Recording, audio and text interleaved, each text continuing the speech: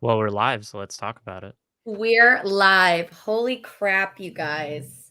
I can see why that was Rosamond's favorite episode. I can see why that was like everybody's favorite episode.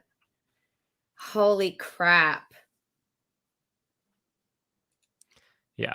Holy Sorry, I'm just crap. tweeting this shit out. Tweet it out. Who do we got? No one yet. I'm putting socks on. I have to leave in like 10, 15 minutes. Maybe 15. I think I could do 15. Until you're a student, honestly, this is more important than their education. Right? Honestly, I mean, I very much do agree. Well, whilst we wait for anyone to show up, they will, I believe. We'll get them. I think people are still watching the episode, of course. I mean, it's barely been out, but we just wanted to hop on. And why not? I'll stay on all friggin' night. I got nothing else to do except freak out about the Wheel of Ding Dang Time. Well, What? Fat Boy's here. Up, So. Ham? Well, Hi, what happened Ham. with you today? Watch anything interesting today? I don't know. Did anything interesting happen? Did you witness Anything any interesting timeless today? cosmic love between two star-crossed lovers? Yeah. Two badass, gorgeous women. I don't know. Did you? Because I did. Two badass, gorgeous women. Mary oh my Lou. God, their chemistry was out of control. Did you see my tweet about it? No. What did you tweet? It's okay. Welcome to a brand new segment. Welcome is a lot less empty in YouTube. Yeah. Mark, yes. AKA Pintorp Tash. Pintorp Tash, what's up? Oh yeah, sorry. Let me change. Oh my my name, God, obviously. I'm on your knees, Aja, for sure. I am in that Aja. You're on your knees, Aja. Yeah. I'm gonna be. What Aja am I gonna be tonight? I don't even freaking know. I'm gonna be Wow.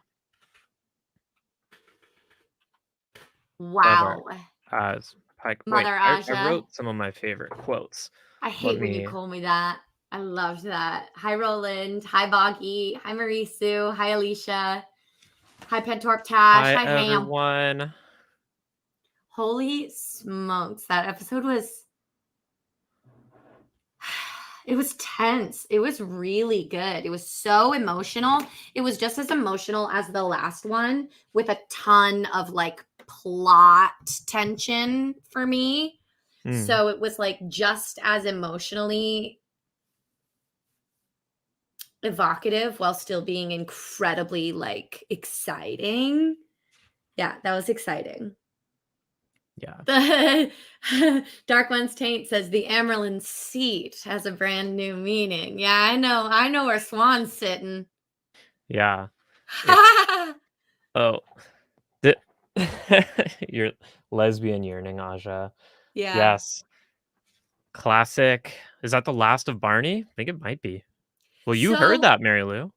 Yeah, so I heard this on Twitter and I told Sarah and we decided not to talk about it because we thought that it like had no merit. But I heard that we're not going to have Matt in the last two episodes.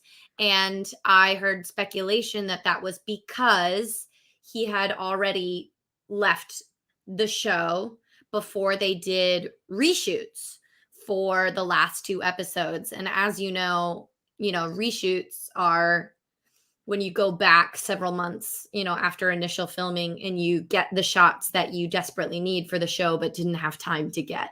So it's a very normal thing for reshoots. It's planned into every production, but he had already left the show before reshoots and did not return for reshoots. And so I'm wondering if this is how they solved that problem by just saying he didn't join us. But they had to have those shots. You think they filmed that after they knew he was leaving?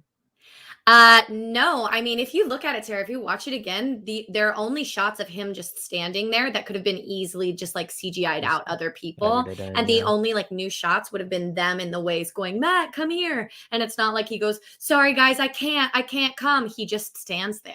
Yeah, he just stands there. So I think that's the footage they had and they like rewrote it this way. Kind of crazy because I mean, I hate that because I think Barney is so good and I think he's been amazing in season one. But maybe it was easier to get everything that they needed for the last 2 episodes. I think it's crazy because they're gonna have to like cut him out of stuff. I'm Yeah. sure they already shot stuff at the Eye of the World. So It it makes will me be very wonder. interesting to see how that plays out for the last 2 Yeah, episodes. a lot of it seemed weirdly rushed. It kind of adds some context to what I thought was a weird line. Like, what jumped out at me as weird when Moraine was explaining to Rand what the dagger had done to Matt, and she was like, "Now there's all this darkness inside him," and I think that was to set up, like, it makes more sense why he wouldn't go with them because, Yeah. Matt wouldn't abandon his pals in that setting. Yeah. The Matt from the books wouldn't, um, No. but this Matt is having a little bit of a different journey. And yeah, real world constraints change. That's the problem with TV, Like it's a bunch of very busy people and not schedules rarely align. Like these people all had Well, to move to freaking Prague to make yeah. this happen. They dedicated their life to making this show, which is crazy. Yeah, it is crazy, but that's also the job. So, like, you 100% know that you're getting into that when you get into it. Yeah. This is very normal for any show, anytime, ever. No, Matt did not do much at the Eye of the World. To be perfectly honest, nobody does except for spoiler, spoiler, spoiler, spoiler. Um, I think it's but pretty clear this is I'm spoiler pretty chat, but sure. let Okay, me. just making sure. Just had to say it first. Nobody does really anything except for Rand at the Eye of the World, except for like get tossed around by Agenor and Balthamel. So, um, Yeah. Yeah, it's not. It won't affect the Eye of the World very much. What it will affect is when they come back and are like, Matt, what the fuck? What have you been doing the past, I don't know, months? yeah. I was When are thinking they going to through see like. him again? He's not going to be at Faldara. Yeah, I was trying to think through what changes it actually leads to because he doesn't do very much at Faldara. At Faldara, he loses the dagger. So that's where Padenfane gets the dagger, but that's not too hard to switch up because we know he's No, in Tarvalin anyway, and the exactly. dagger's there. Yeah. Um, so I he just, won't be there at I mean, Faldara. emotionally for that Yeah, track, yeah. they're going to be separated for months again. I think they're And not gonna see each other maybe until they reunite at Falma or Falmatier if they fuse those and they reunite and they're not going to trust him, but he's going to be the one who ends up blowing the horn of Valir. yeah, Could be interesting. Yeah. but that's crazy. Like, who's going to collect him at the gate? Like, how is he going to get back to Tarvalin? He's probably not going to get back to Tarvalin. Or maybe the dagger will call him back and he'll like try and get the dagger again. Or Alyssa says maybe I'm the only one, but I didn't see this episode 10 out of 10 television or even close to as good as 3, 4, or 5. And that 10 mm, out of 10 claim was a comment Brandon Sanderson made after reading the first draft of the script. And especially if Barney Harris like announced he was leaving the show before or after they finished filming and they had to like shape the episode around him, I could see how this could be that very would different change from things. what he read. To me, this episode is tied with 4 for my favorites. And I don't know if I would call them 10 out of 10, but to me, they're both like a 9. Yeah. Daggermat sucks anyway. Yeah, Yeah, we hate him. he's not interesting until the Dragon Reborn. Correct. So hopefully But they like, just start that arc earlier. We can't wait till the Stone of Tears / Falm to see him again because I we think just what they can't. I think what they do is they accelerate the Matt and Tom being reunited from the Dragon Reborn. And Ooh. so Matt, I think, is early on going to find Tom, and they're going to have the Matt and Tom journey earlier. I kind of And love that.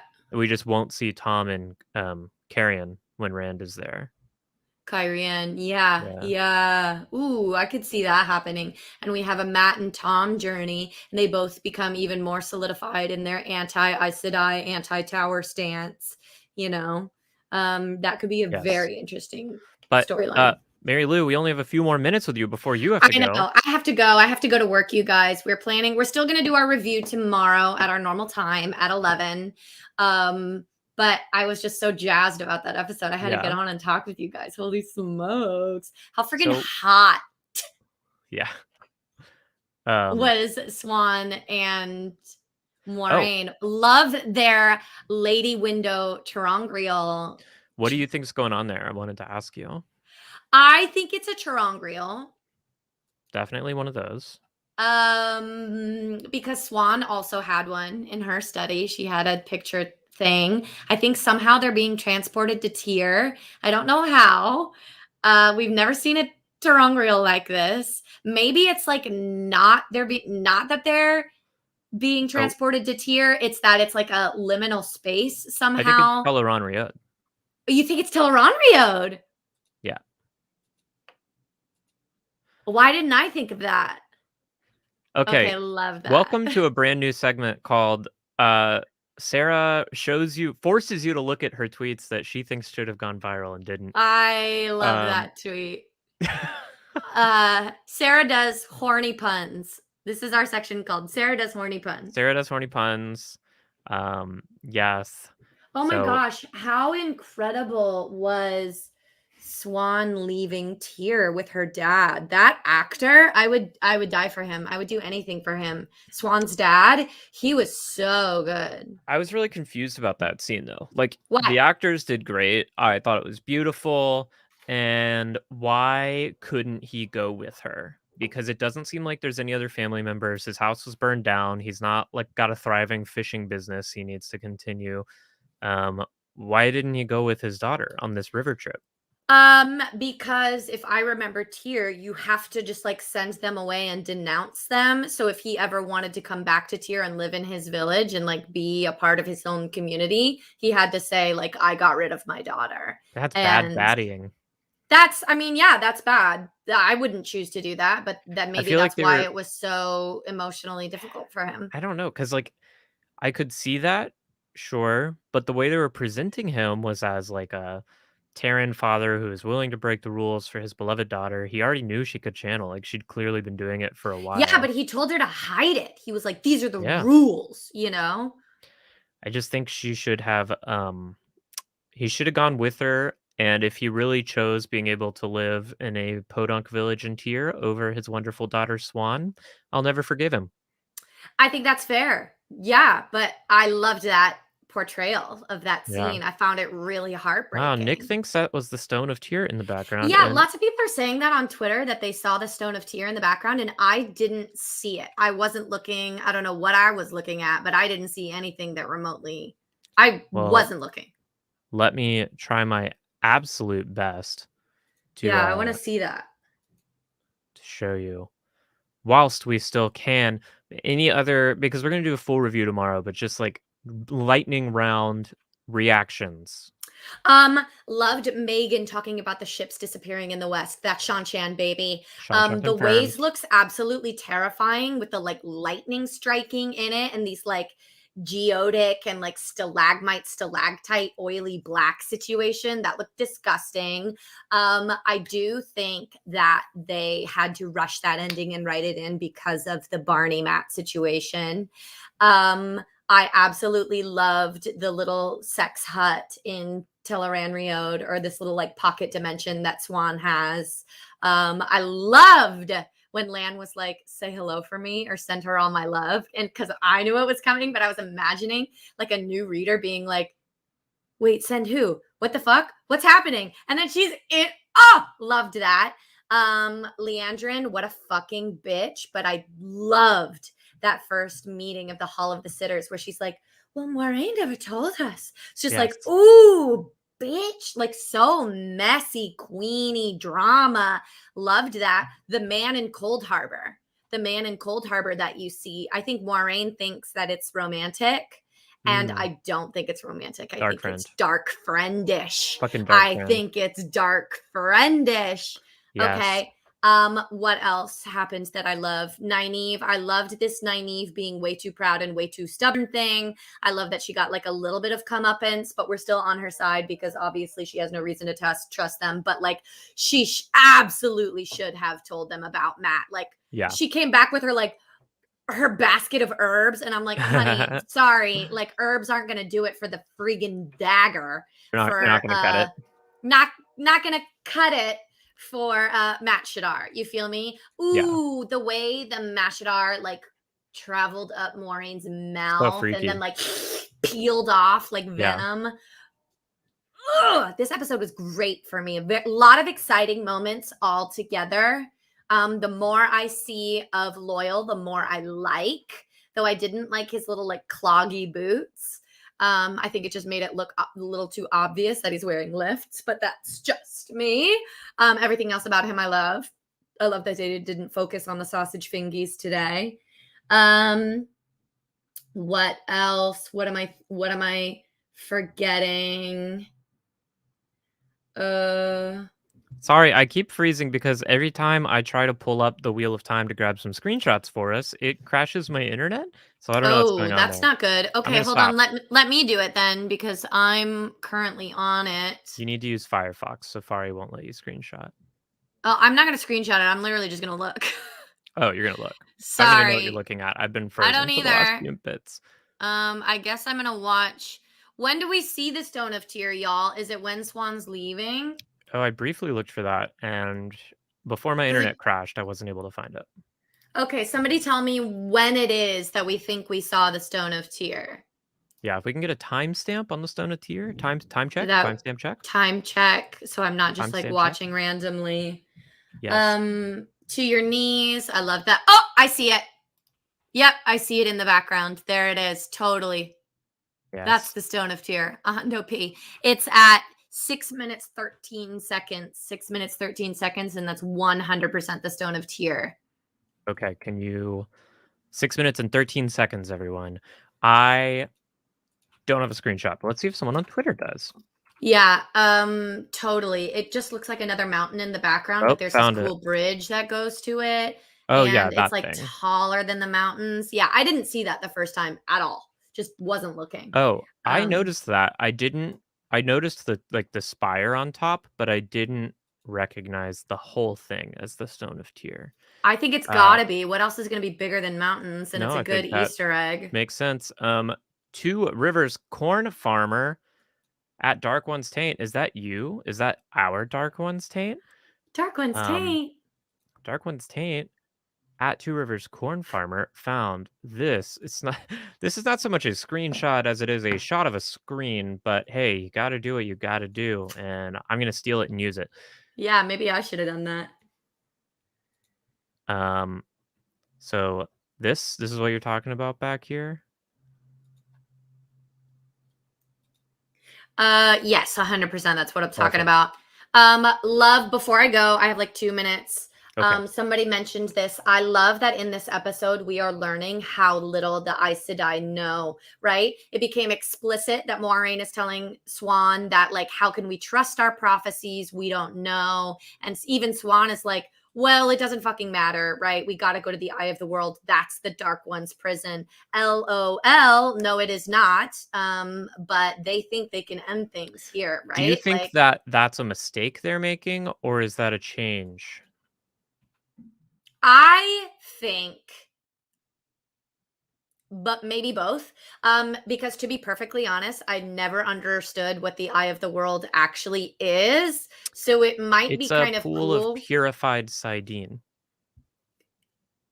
Cool. Like I know that, but like why and why do I care? Like one of the seals is there, I guess, and so that's why it's important. So Meshta's there. Yeah, it's So a weird thing, and it doesn't really fit in with the rest of the series. It really doesn't fit in with the rest of the series, and so I wouldn't be surprised Sith guy, if get out of here if you haven't watched the episode yet. What oh are my you doing? god, Sith guy, get out! Get out of here! How are you going to know that Swan Falcon punches Moiraine straight up through Leandrin? Mm-hmm. Yeah, it was crazy. Yeah. So I wouldn't be surprised if they change it to either the Dark One's prison, or this is what I think is really going to happen. It's revealed that they're like, this isn't the Dark One's prison. It is merely the location of one of his seals. So like, that's why it's so important, but that's also why like it ain't over, right? Like they think we can seal him back in the prison, and it's like, no, you can't. This is just one of the seals. And even so, I don't think they're going to, maybe they'll keep the seal. Maybe they will keep it intact. Who knows? This guy, I hope you're not watching because the pile driver is the pile driver was insane. They did like a full a full she like bouncing off the ropes, like a full WWE sequence. It felt a little out of tone, but I was surprised by like how well it fit into the plot.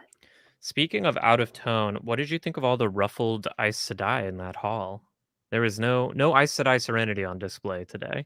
No, none at all. But to be honest, I think Aes Sedai Serenity would be boring to watch on TV. Sure. So, yeah, I loved all the ruffled Aes Sedai. Also, this is Aes Sedai for Aes Sedai, right? So, like, they don't need to be the cool, calm, collected Aes Sedai. Loved the moment when they leave the hall for the first time and Moiraine's walking down the hallway and like Leandrin and her, it's straight up, they're the plastics from Mean Girls. Like, yes, they are the three of classic them high walking down the school hall. Mean Girls. And then did you notice that Ivan hands Alana a pear or a fig? This bitch is just always snacking. She's a snacker, and that's a Priyanka Bose decision.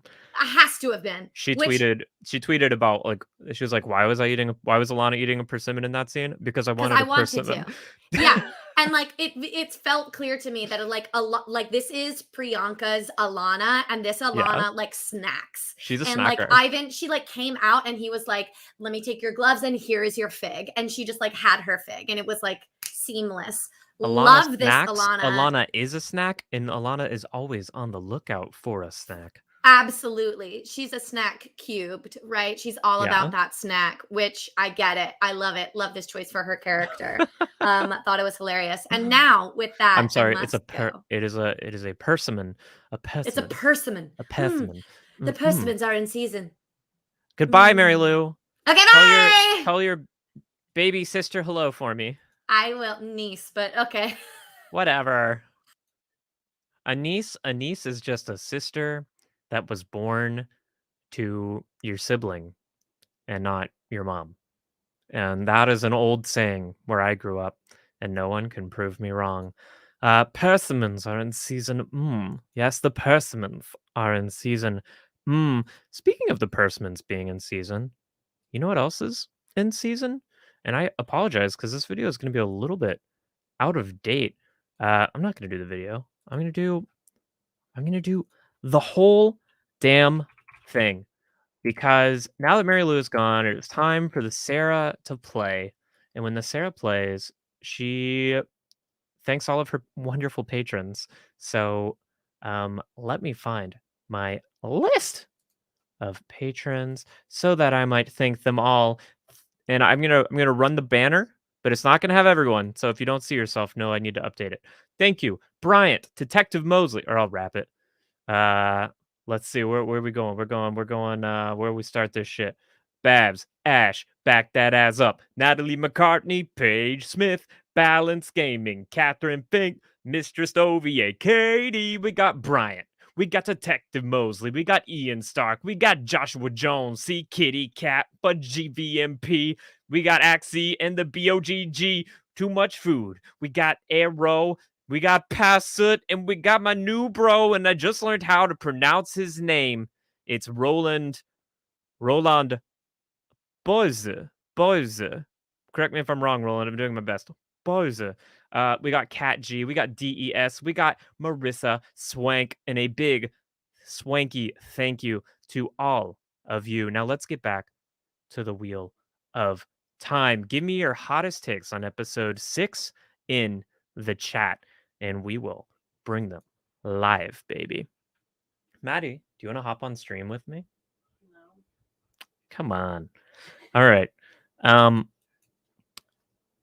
Let's freaking do it. I tried to get my girlfriend to join me on stream, but she said no. So if y'all can bully Madhu into joining the stream. What? The episode. Get on the stream.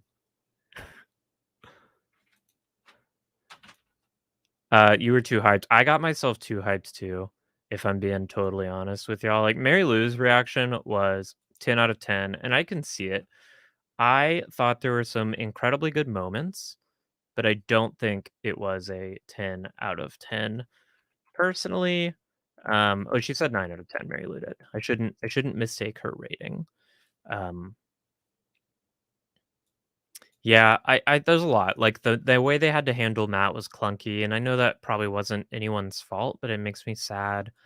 I thought a lot of the scenes in the middle when they were in the actual White Tower, where it was just like cutting between Moraine doing a bunch of shit, felt really rushed. Um, I felt like it needed so much time to breathe. Like, this is our first time meeting Swan and Sanchi. This is our first time learning about their relationship. This is our first time having Egwene and Nynaeve introduced to the tower. So much happening, not to mention healing Matt from the dagger, learning about Rand's golden eyes, and all this shit.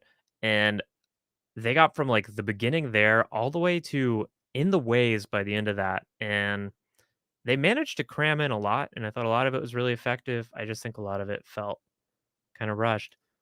But that's okay. Yes, let's see. It did feel a bit Aaron Sorkin, but you didn't mind. Yeah, a little walk and talk through the halls of power. That's fine, I guess. You didn't feel it was rushed at all, and that confuses you. That's interesting. Um, yeah, this was just like my take. And as normally when I'm on here talking about these episodes, I've already watched them 2 or 3 times. But yes, 20 minutes of Logain wandering the gardens. Although I loved the Logain scene. I thought that was really good. I love Alvaro Morte. Alvaro Morte is great. I loved his attempt to commit death by Aes Sedai. It was like heartbreaking. Um, yeah, that poor guy. Let's see. The tone switch at the end was great. Yeah, I went from this very romantic, like kind of like bright Aes Sedai world to the darkness of the ways, and I'm straight up pumped for episode 7. Yeah.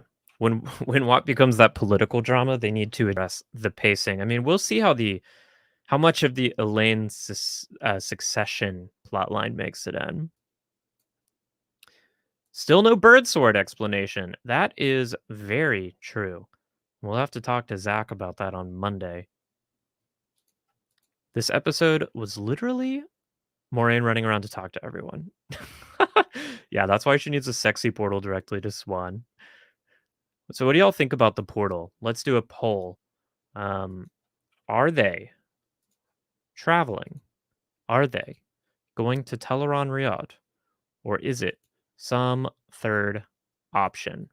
So what is the Terang thing?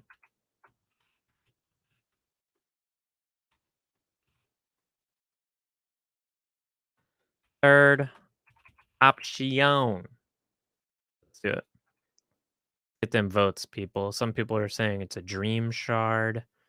Some people are sleep weaver.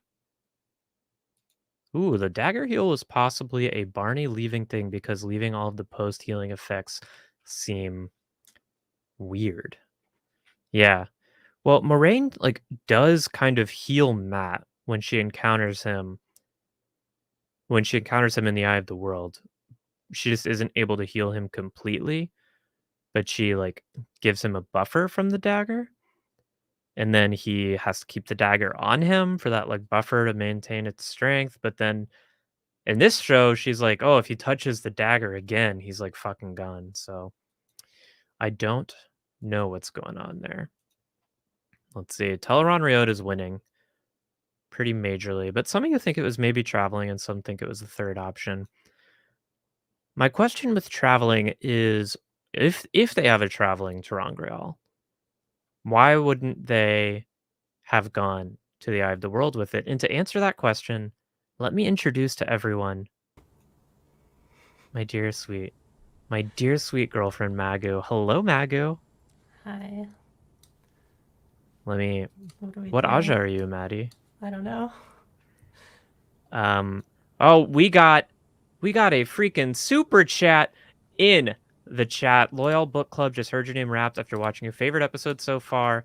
Thank you so much, Loyal Book Club. And yes, you can support us on patreon.com/madeintothespear. We really appreciate it. Of course, though, I do recognize 1,000,000% that not everyone is in a financial situation to like send money to people. And frankly, not everyone even wants to send money to us. Imagine that. And it's okay if you're not on our Patreon. We greatly support everyone who is, but that's okay. The bird shard. We'll see if Zach has anything to say about the bird shard. But enough of that. Maddie, hello. Hi. Tell us about yourself. Oh, don't do this to me. How'd you get out of the chat and onto the screen? You know what's even crazier than that is we're literally in the same apartment. She's just in the next room over. Wait, watch this. I can travel. Let me use my traveling terangrial.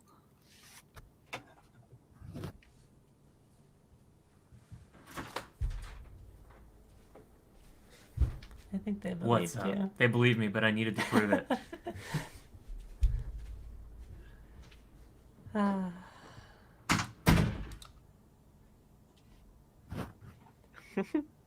Sarah. That would have been much more effective if I hadn't told you we were in the same apartment before I did it. Right, yeah. But I didn't think about it. Okay. Yes, I'm a witch. I'm a witch. I should be burned. I should be burned. Maddie, how would you rate that episode?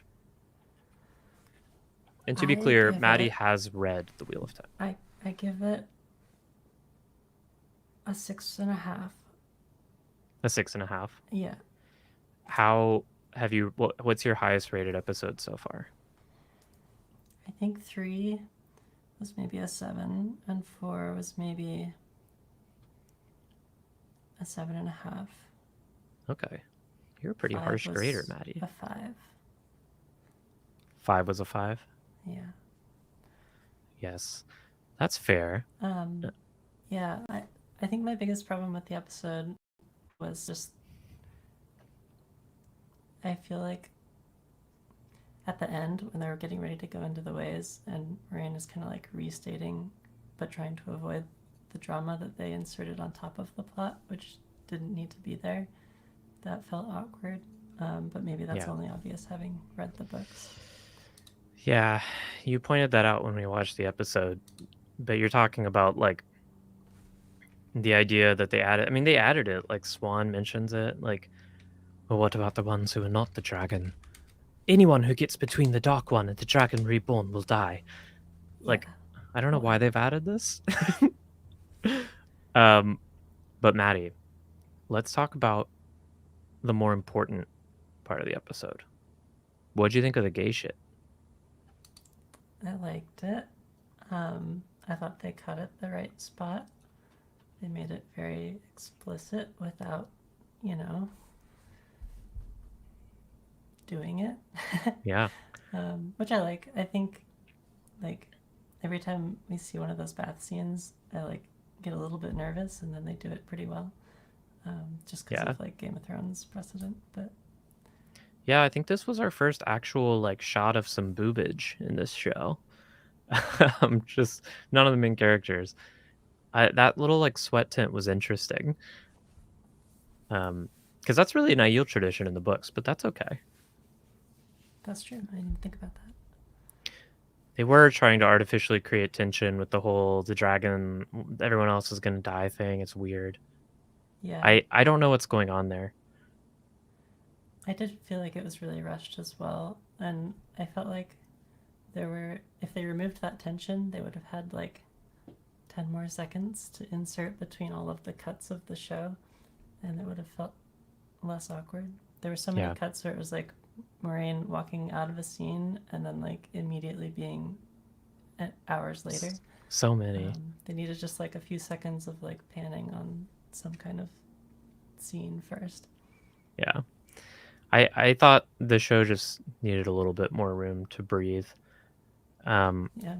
I like the plot stuff though. Like I like how much progress they made. I like I think, the Matt stuff is kind of weird, but it seems like it's probably the best way they could have handled it.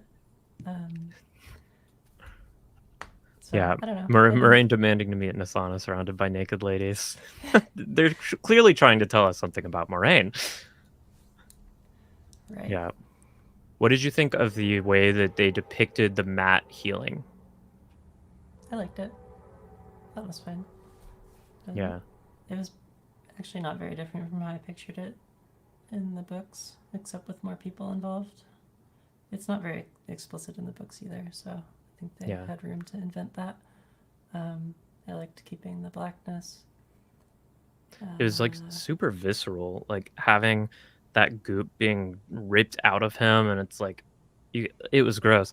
And I realized in that moment I had never visualized what that healing looked like, I guess. Like yeah. Let's see. Moraine is a pervert. Moraine is not a pervert. Moraine is just a woman who enjoys a good naked sauna. And if you're American, maybe that looks weird to you. But non-Americans, I'm told in our YouTube comments, take naked baths with their friends all the time, and it's not awkward. So if you're not American and you're in the chat, confirm that that is true. Because when Mary Lou and I said that the Moraine Land hot tub scene had sexual tension, everyone was like, what? I take naked baths with my friends all the time over here in Finland. So maybe. Yeah. I think the episode had a good director. I think I really liked the way the shots were staged. I liked the acting. It was just something weird with the timing. And I think a lot of that was having to probably reconfigure the story to account for whatever the Barney Harris situation is. Yeah, that makes sense. Yeah. Let's see. Oh, the other thing with whatever's going on between Moraine and Swan, the magic part of it. So,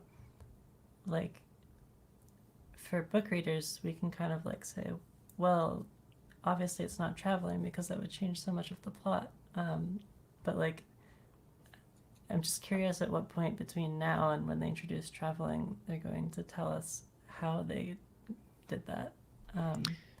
Yeah. I think it's kind of weird to just leave it unsaid when they could have done anything to indicate it was dreamlike. Well, 57% of our chat thinks it was Teleron-Riode, but that means 50% of people are not convinced, roughly 43%. I personally think it's Teleron-Riode, and I think they will reveal to us that I think we're going to learn about Teleron-Riode a little bit earlier. It sounds like maybe Swan is a dreamer. She at least had prophetic dreams. And I think they're going to introduce TAR and teach us about Egwene being a dreamer, and we're going to see a bit more of it. And then they're going to say yeah, that's what these portals are. We use them to fuck each other in our dreams. And then traveling will be introduced a few seasons later. Makes sense. Do you think it is TAR? I do, yeah. I don't know what else it would be. Besides a direct telekinetic link. Are you talking about episode 6, Octane? Because I have some bad news for you. Episode 6 already aired. It releases at 12 a.m. GMT time. Let's see. Oh, yeah. Notice the costume change. Yeah. Yeah. I was trying. If it was at the beginning, Incubi Axter says Moraine changed her clothes incredibly fast, which I believe. I started looking for it a minute into that scene because I was like, ooh, I wonder if they'd do any of this. Yeah. Can't have Egwene be the first major dreamer for the show. I think it would help to get a little bit. I think Swan will be I'm a weak dreamer. Maybe she can't enter Teleron-Riode without her own painting ter'angreal. TAR is Teleron-Riode, Tarek. And before I answer what it is, let's get this banner up here. This is a bit of a Watt book spoiler. A spoiler for the show for sure, but Teleron-Riode is the world of dreams. It is the alternate dimension reality thing. Yeah. Oh, wait. I wanted to get you, Saber Bouquet. You were watching with your mom, and I'm sorry that you didn't get to squeal with all of your delight at that scene. I'm sure your mom was internally screaming as well. Let's be real. Oh, good. You just didn't know the acronym. Okay. You can definitely talk about book spoilers in the chat. That's what we're here for. This is a chill. I don't have any real formulated thoughts because I just watched the episode and I haven't rewatched it yet. And I'm going to do an official review with Mary Lou tomorrow.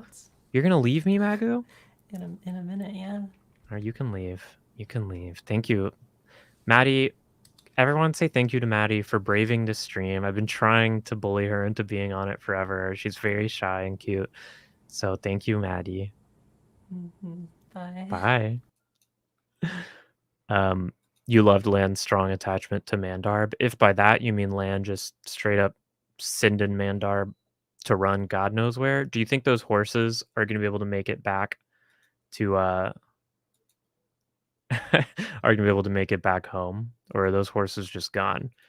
Because this is like the fifth time we've lost Bella this season. I feel like they've got to have some really dramatic Bella reunion scenes later, right? Because how are people who are only watching the show gonna understand the full extent of the Bella? It's unclear to me. Let's get this banner off here. Oh, Maddie, now you have stuff you want to say. I just what? I dragged you actually back. Was Bella? Like what?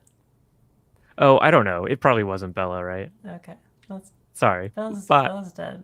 Bella's gone. Bella's not dead. They confirmed Bella's alive. All right. Goodbye. Bye. It was definitely Mandarb and Aldib. Okay, so you think they can go home. Yeah, Mark, I'm realizing one of them was definitely not Bella.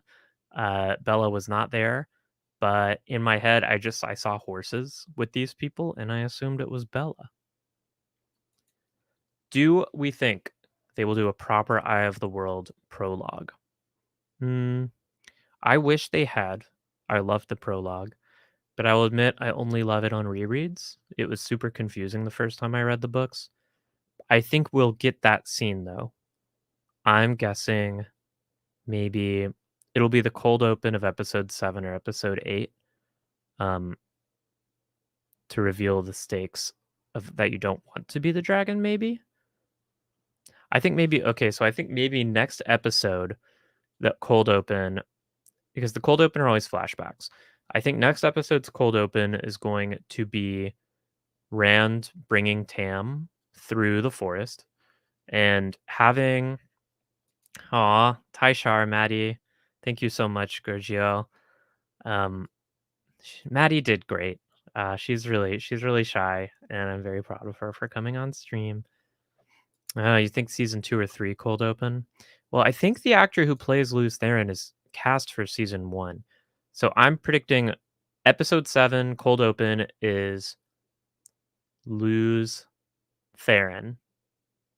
No. Episode 7 cold open is Tam and Rand in the woods. We're going to get Tam feverishly mumbling about how he found Rand on Dragonmount, and we're going to get the Blood Snow reenactment while Tam is muttering, and then maybe season 7, episode 8, the season finale cold open will be the Eye of the World prologue. So like we'll find out Rand is the dragon at the end of episode 7, and then episode 8 will start off really just hammering home how terrifying that should be for him. Ooh, Boggy found something in the trivia about the doorway. If you want to hear, I would love to hear, Boggy. What did you discover? They need an actor for Ishamael without Balsamon eyes, not just Luz Theron Telamon. Well, they have the actor Steve, and we don't know who Steve is playing yet. So it could be that. Who is Latra Posai? Is that Eliana? So I normally don't like engaging in this kind of actual prognosis, but Alin tells us Luz Theron and Latra Posai are cast for episode 8. Okay, so the official answer from the trivia, this is like a Sarah Nakamura thing. There are objects of the One Power created for specific purposes. Some of these objects do very mundane things like play music or create fabric, while others act as doorways. Is that the entire thing?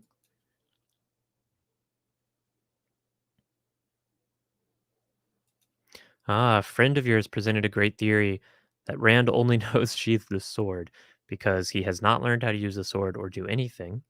Maybe Luz Theron will step in that moment when he's fighting. Yeah, maybe if Rand has a big fight with Balsamon over Tarwin's Gap, Luz Theron would step in.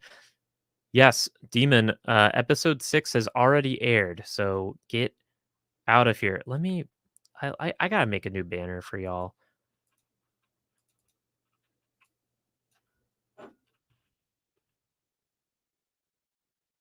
Okay, that's more important than my name.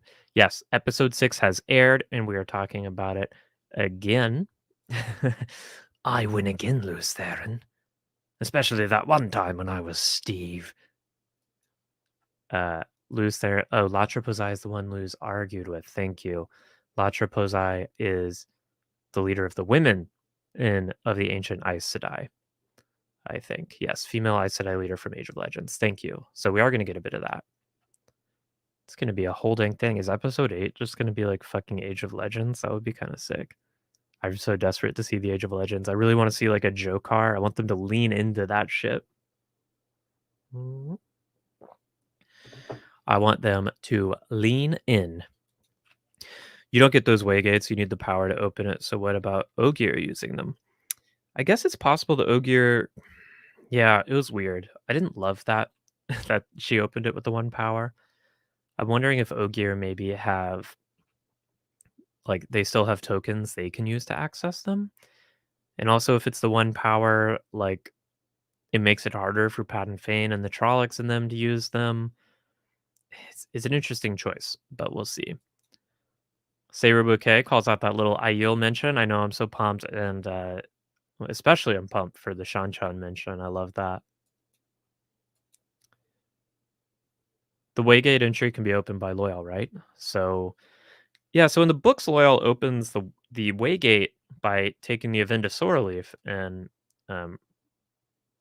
removing it or placing it in the right place or whatever. It's not magic. Well, it's magic, but it's not one power magic. But anyway, what he's going to do is, I'm sorry, I'm interrupting myself, but Boggy is finishing what she found. So there are objects of the one power created for specific purposes. Some of these objects do very mundane things like play music or create fabric, while others act as doorways to different places, spaces, or experiences. I think it's definitely a Teleron Riode. Terangriel then. Foch Shosh. Okay. I wish I could just have the chat constantly streaming on screen. If I were on StreamYards, I could do that. Anyway. Sidar Sidian is explained in bonus content, of course. You've got mail, channelers. Thank you, Stu. I saw it and I had to do the voice. The importance of Ogier is reading the signposts. Yeah, so he can guide them through. I was just thinking through because the ways were grown by Ogier, and they were a gift from the male Age of Legends Aes Sedai who took refuge in the steadings during the breaking. But if Ogier can't actually use them because you need to channel to open the waygates, then it just changes the origin, which I guess it's okay. I agree that Loyal should have turned it on. I like the leaf motif. I think a cool moving stone plant door looks way cooler than vague magic shimmers, but I guess that would have been expensive. You think what was her name? Like Megan or Megan? Her name was Megan. You think Megan is going to become a Damane? And I think that's entirely possible. I would feel bad for her. I like her cute Scottish accent, but we will have to see. Yeah, that's what I said. Her name is Megan. I think they were pronouncing it like Megan. Megan. Yes. You still might see the leaf aspect. Maybe different waygates work differently. It's possible. Oh, I think we're gonna get some friggin' Machin Shin next episode. I mean, how could we not? I'm gonna run the poll just because I like when y'all tell me I'm right about stuff. Machin Shin next ep.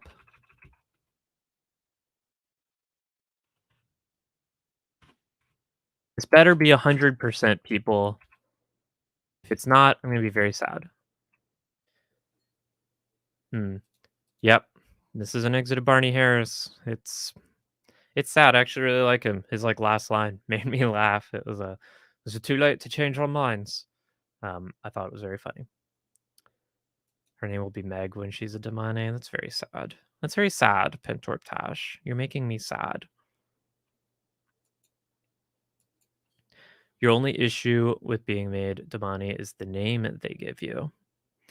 I have a lot of issues with the prospect of being made a Damani. I'm not into the idea. Not looking forward to it. What other gay changes do I think they will make? Well, Dallas, you've come to the to the right place. Dallas, Mark Graham, you're not here to make me sad. That's not why I do a stream. I do a stream to become happy. What gay changes do I think they will make?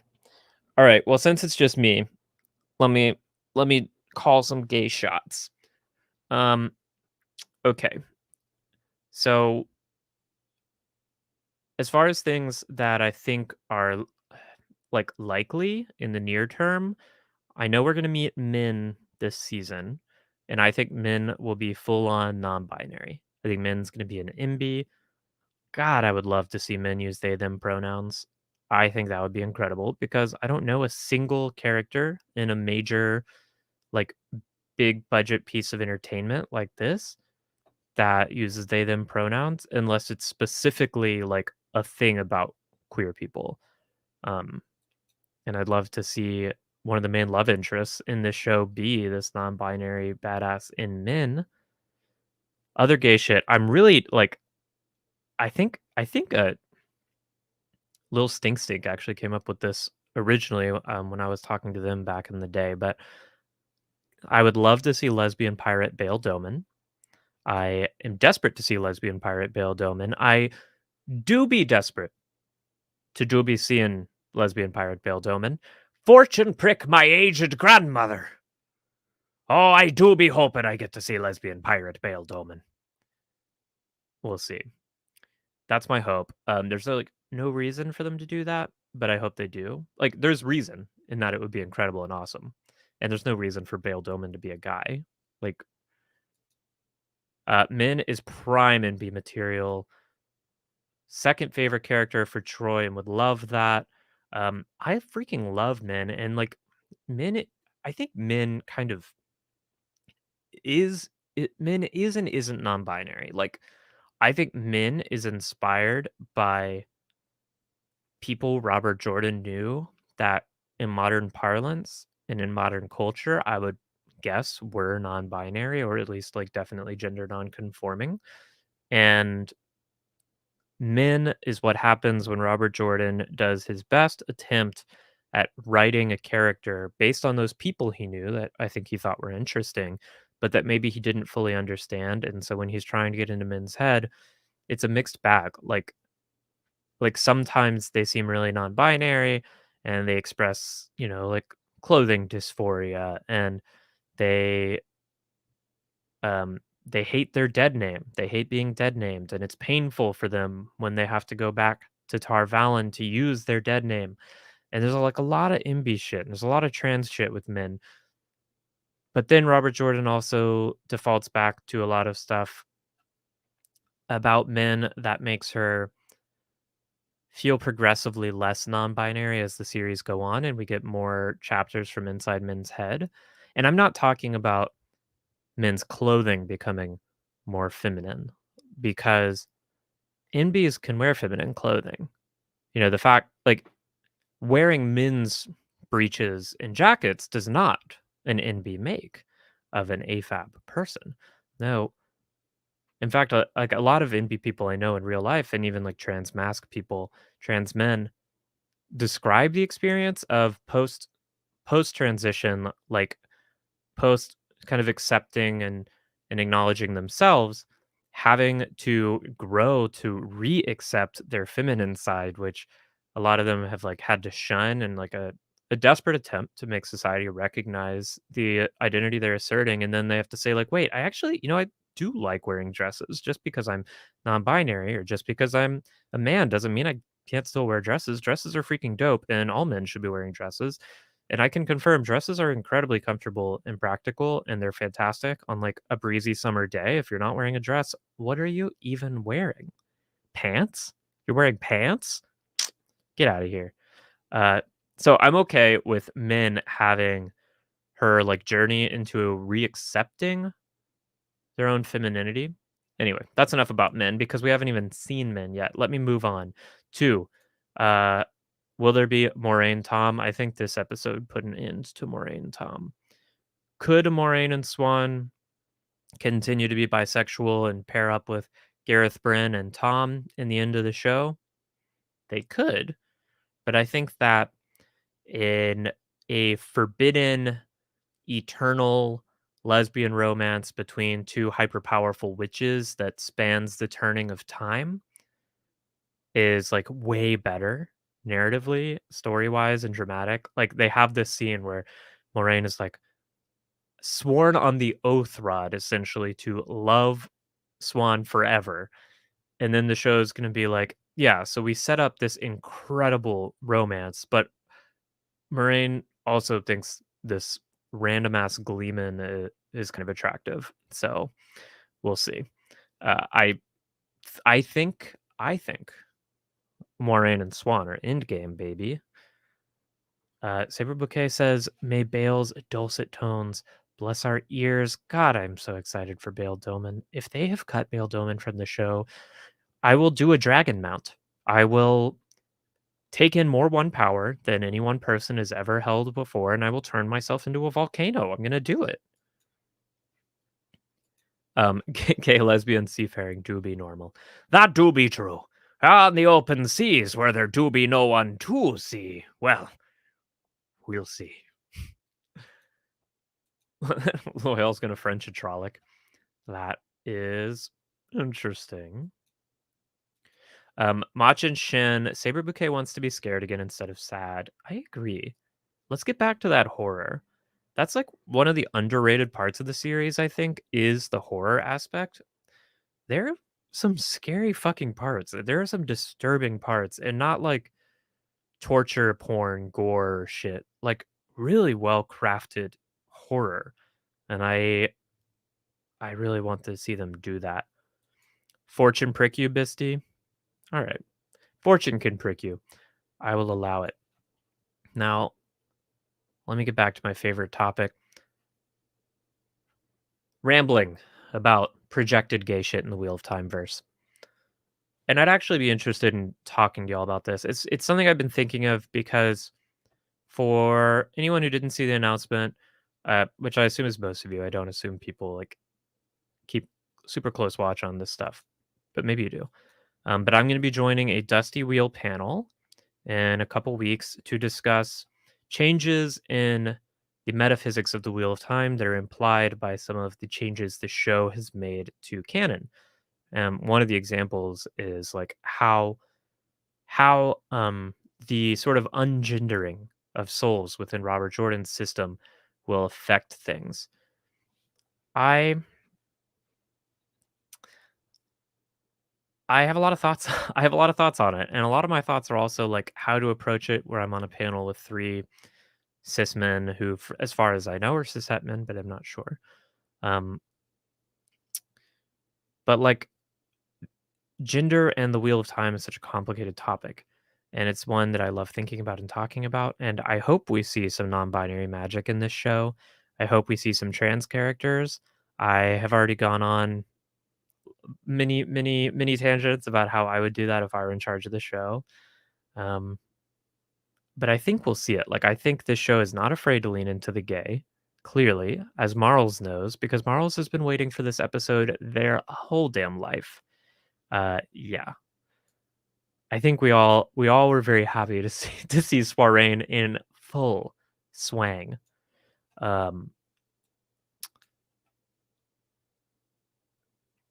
Long past time I joined the Dusty Wheel. I was on the Dusty Wheel once before, but we were just like breaking down promo clips. I'm excited to talk about it. So I guess and this is where I'll allow you. I'll become a debate me. I'm going to be a debate me bro tonight. Feel free to use this episode because we're just chilling. Our actual review is tomorrow. Oh no, that's okay, Gurdio. You don't have to know every single person who's guested on the Dusty Wheel. Yeah, this is where I want these questions. So, how trans people would take the TV show because the power is very much essentialized in the books. And I can tell you, as a tran, I I think that this is only really true in Robert Jordan's interviews. I think there's plenty of wiggle room within the 4 million words of the books themselves to dispute that gender is fully essentialized in these books. Um, and I will argue that this is essentially a misconception of the people living in the third age, or at least the ones that we meet. I think it's a misconception of the way the one power works, the way reincarnation works. These people are not omniscient. And my kind of headcanon on how they even know that the pattern exists or any of this stuff exists is that it was discovered or rediscovered during the Age of Legends, and it just became so accepted common knowledge that most people kind of believe it. It supplanted all the other world religions, and but this is 3,000 years later. Like, the actual details, the rules of the system and how it works to the full extent they were understood in the Age of Legends have dissolved over the last 3,000 years. So now we are left for just sort of a remnant of a remnant of a remnant of what these ancient magic science physicists discovered about the way the universe works. So I'm not convinced that the Aes Sedai have any pure insight into the reincarnation of souls or the gendering of the power. I think basically, as Rafe said, a soul is a soul, can be born into any body. And I think Sidar and Sidene are maybe connected to something like gender identity. Um, I don't think it's connected to biological sex just because of Halima. Halima channels Sidene in a female body, which I think shows that you don't need a penis to channel Sidene, uh, and you don't need any I don't you don't need any bit of like XY or male physiology. Like I see a lot of people online who are try to make it, well, is it about chromosomes? If we disconnect it from gender identity, maybe whether you channel Sidar or Sidene is determined by your chromosomes. And again, I disagree with that based on Halima because Halima is in an ostensibly XX body. Like as far as we hear, it is a body that is female presenting in all of its sexual phenotype, and yet she still channels Sidene. And she really liked being a girl. Yes, I love Halima, and I have a lot of thoughts on Halima, but this points out Halima really liked being a girl. Halima does love being a girl. This is why I read Halima as a gender fluid or bigender character who didn't know the full extent of her gender identity until she was forcibly put into a woman's body and realized that it was actually kind of sick though. Yeah. Um, as Maris points out, it's exactly the way the show talks about how the Koreathon cycle might be confused. Moraine points out, like, this is 3,000 years of translation and translation and translation and transcription and transcription and transcription. Um, and I think that that's important. Troy says confident misinterpretation is a key part of the wheel. We don't know our past lives and we don't know shit, really. Yeah, no one really does. The only people who remember their past lives are the heroes of the Horn who are in Teleron Riot, but just because they remember past lives doesn't mean they understand like the physics behind them.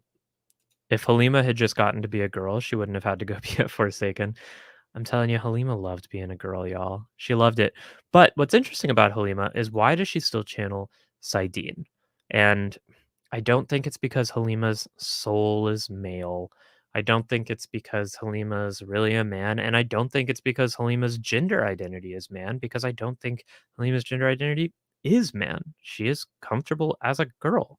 And I think she was comfortable as a man too. I think Halima's like non-binary, somewhere in the gender fluid arena. Um, I think Halima channels Sidene because Halima was conditioned to channel Sidene. It's what she learned when she was a man, and when it was assumed that's what she would channel, and uh, it's what she continues to use. I don't think it would have been impossible for her to eventually learn to channel Sidar as she came to accept her gender identity. I think it might have been hard, but transition's hard. Um, Gorgio points out that Robert Jordan wasn't alive for the current iteration of the trans dialogue, and you think he would have done what Rafe is doing if he were alive today. I tend to agree. Like, Robert Jordan kind of doubled down hard on the gendered soul thing. He's like, no, there's Amarisu's the woman savior. The dragon's always male. If you're male in one life, you're male in the other. Like, there's interviews where he says all that shit, and I recognize that, yeah, the actual RJ established canon that exists from interviews outside of the books is not very not very trans queer accepting. But I mean, that that honestly, that's not that important to me. Like, what's important to me is what's established in the books, and what's more important to me than what's established in the books is reinterpreting or stretching what's established in the books in order to make them as inclusive and comfortable as possible for so that anyone can enjoy them and imagine themselves in the world. And like, I see people on Twitter who've said shit like, well, maybe there are trans people or there are non-binary people and they just can't do magic. Like, they can't channel Sidar or Sidine. That's no fun. You want to tell all these genderqueer people, okay, you can exist, but you don't get to do magic? No, that's lame. I think you add a whole damn spectrum of the power. The one power is the entire spectrum of light. Some people can only see red. Some people can only see blue. Some people can see yellow. Some people can see the whole damn spectrum. Some people move along the spectrum over the course of their life. And I think that's okay. Marls likes the idea that corrupted Sidene means that basically anybody who can channel Sidar instead will probably lean really hard into doing that. Yeah, but they might not know. Like, it might be a misconception that you have to channel Sidene. Or like, it's possible that um because a lot of trans people think of themselves as their assigned gender at birth early on because it's how they're raised. And it's what they assume is true because it's what they're told to be true. And I could see that playing a role into how they start, um, yeah, how they start channeling the sort of like assigned power at birth. Jamie R says gendered souls literally provide no narrative work for the story told in Wheel of Time. And I 100% agree. I think they do provide no narrative work. And I strongly disagree with the take that they add extra stakes to the idea of the Dragon Reborn. People say, well, if the Dragon Reborn's not a man, then the Dragon Reborn's not destined to go insane and channel Sidene and should go insane. And so that makes the Dragon Reborn less scary. And I simply don't buy this. Uh, First of all, it's still scary that the Dragon Reborn is a man because it is Rand, and Rand does channel Sidene, and Rand does begin to go insane, and that is still terrifying. In fact, I think it kind of adds some narrative interest if they were holding out hope that the Dragon Reborn would be a Sidar channeler, and it wasn't. And I think that's way more terrifying to be like, oh God, I hope it's not a man. I hope it's not a man. I hope it's not a man. Like, talk about adding stakes. That adds stakes. It doesn't remove them. Also, the reason the dragon is scary to people, I would argue, is because the dragon is prophesied to, break the world, which is scary. I find it scary. Um, let's see. The past lives of heroes of the Horn were always the same sex, says Heartflame. We don't know that. I mean, how many past lives of heroes of the Horn do we even really get canon information about? Like, Brigida rattles off a few people she was before. But if this is an infinite turning of the wheel, rattling off 7 or 8 past lives out of infinite millions, who knows? Um, yeah, of course, the books are always right. It's fantasy, it is fiction, it's made up. None of this is real. But yeah, I tend to think it's just not something he thought about. I think he didn't have enough exposure to he didn't have enough exposure to trans people and genderqueer identities. And I have so much faith in Robert Jordan as a person, the person that I've come to know through reading his work over and over and over again, and the love and the openness to all different flavors of humanity and the desire to learn and the desire not to make assumptions that I think had he gotten some more exposure to trans people, he would have been much more open to changing the rules of his system than he is in the interviews that we get. And you might think that this is overly dramatic fan fiction trash. Um, and I don't know if you're talking about my take on the One Power, if you're talking about the show, or if you're just here to troll. But I think fan fiction is important. Fan fiction is just as, if not more important than the original fiction itself, not for reading and consuming, but because ultimately the meaning that fiction provides us comes in our ability to process it, digest it, imagine ourselves in it, apply it to our lives, draw meaning from it. And that process is essentially the creation of fan fiction. Fan fiction doesn't have to be writing about, you know, Raven Darksbane, who's the most talented Gryffindor at Hogwarts, right? Fan fiction is a genuine and deep way of engaging in your love for a world that someone else created and was willing to share with you.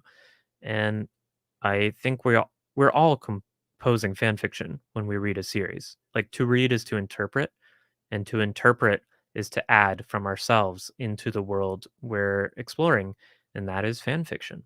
There is no pure reading of a work of fiction except what was going on in the author's head when they wrote it, and that is gone forever to time. Um, you think it adds another level of stakes if certain characters can channel Sidene and Sidar wanting to channel? I think there's a lot they could do with trans characters. And if the show doesn't go this way, Bisty, I won't necessarily be disappointed. I would rather the show just not even explore trans characters than to have them do it poorly. I would rather no representation than bad representation, because as a trans person, we get like so much shit in the media these days by people who are extremely transphobic. We've been turned into a wedge issue for political ends, and it sucks and it's stressful. And I'm lucky enough to be in like a very privileged position of stability in my life, but I know a lot of people who aren't.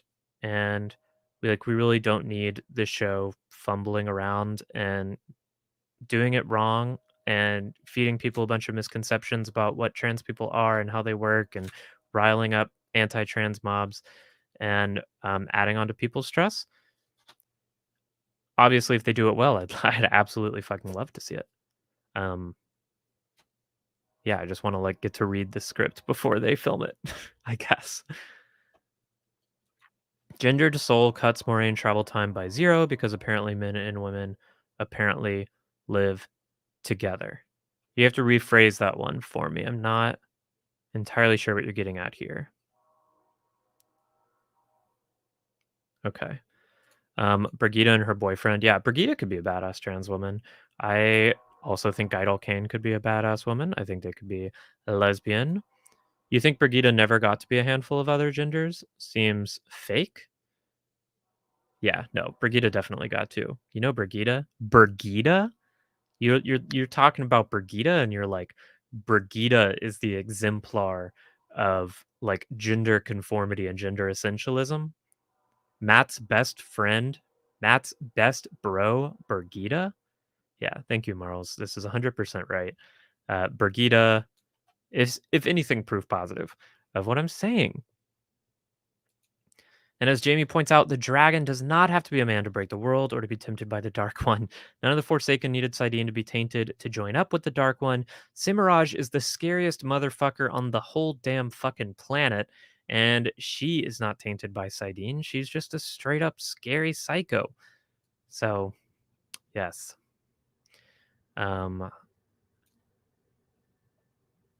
Let's see. You just saw some frustrating combos in a thread about Rand being possibly bi that brought the trolls and bigots down in masses.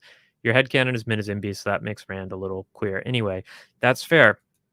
So I don't know if anyone watched Sex Education Season 3, but as they point out in that show, if you are a cis man and you're in a relationship with a non-binary person, even if that non-binary person happens to be AFAB, you're in a queer relationship. And you can still identify as straight. Like how you choose to label yourself is entirely up to you and whatever. Though your partner might have issues with it and what it implies about how you feel about them.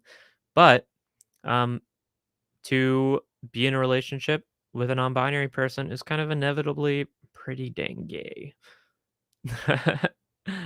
You strong agree about no rep better than bad rep. Yeah, it's rough. Bisty feels the same being black, that doing it poorly can end up increasing resentment. And totally, I can totally see that.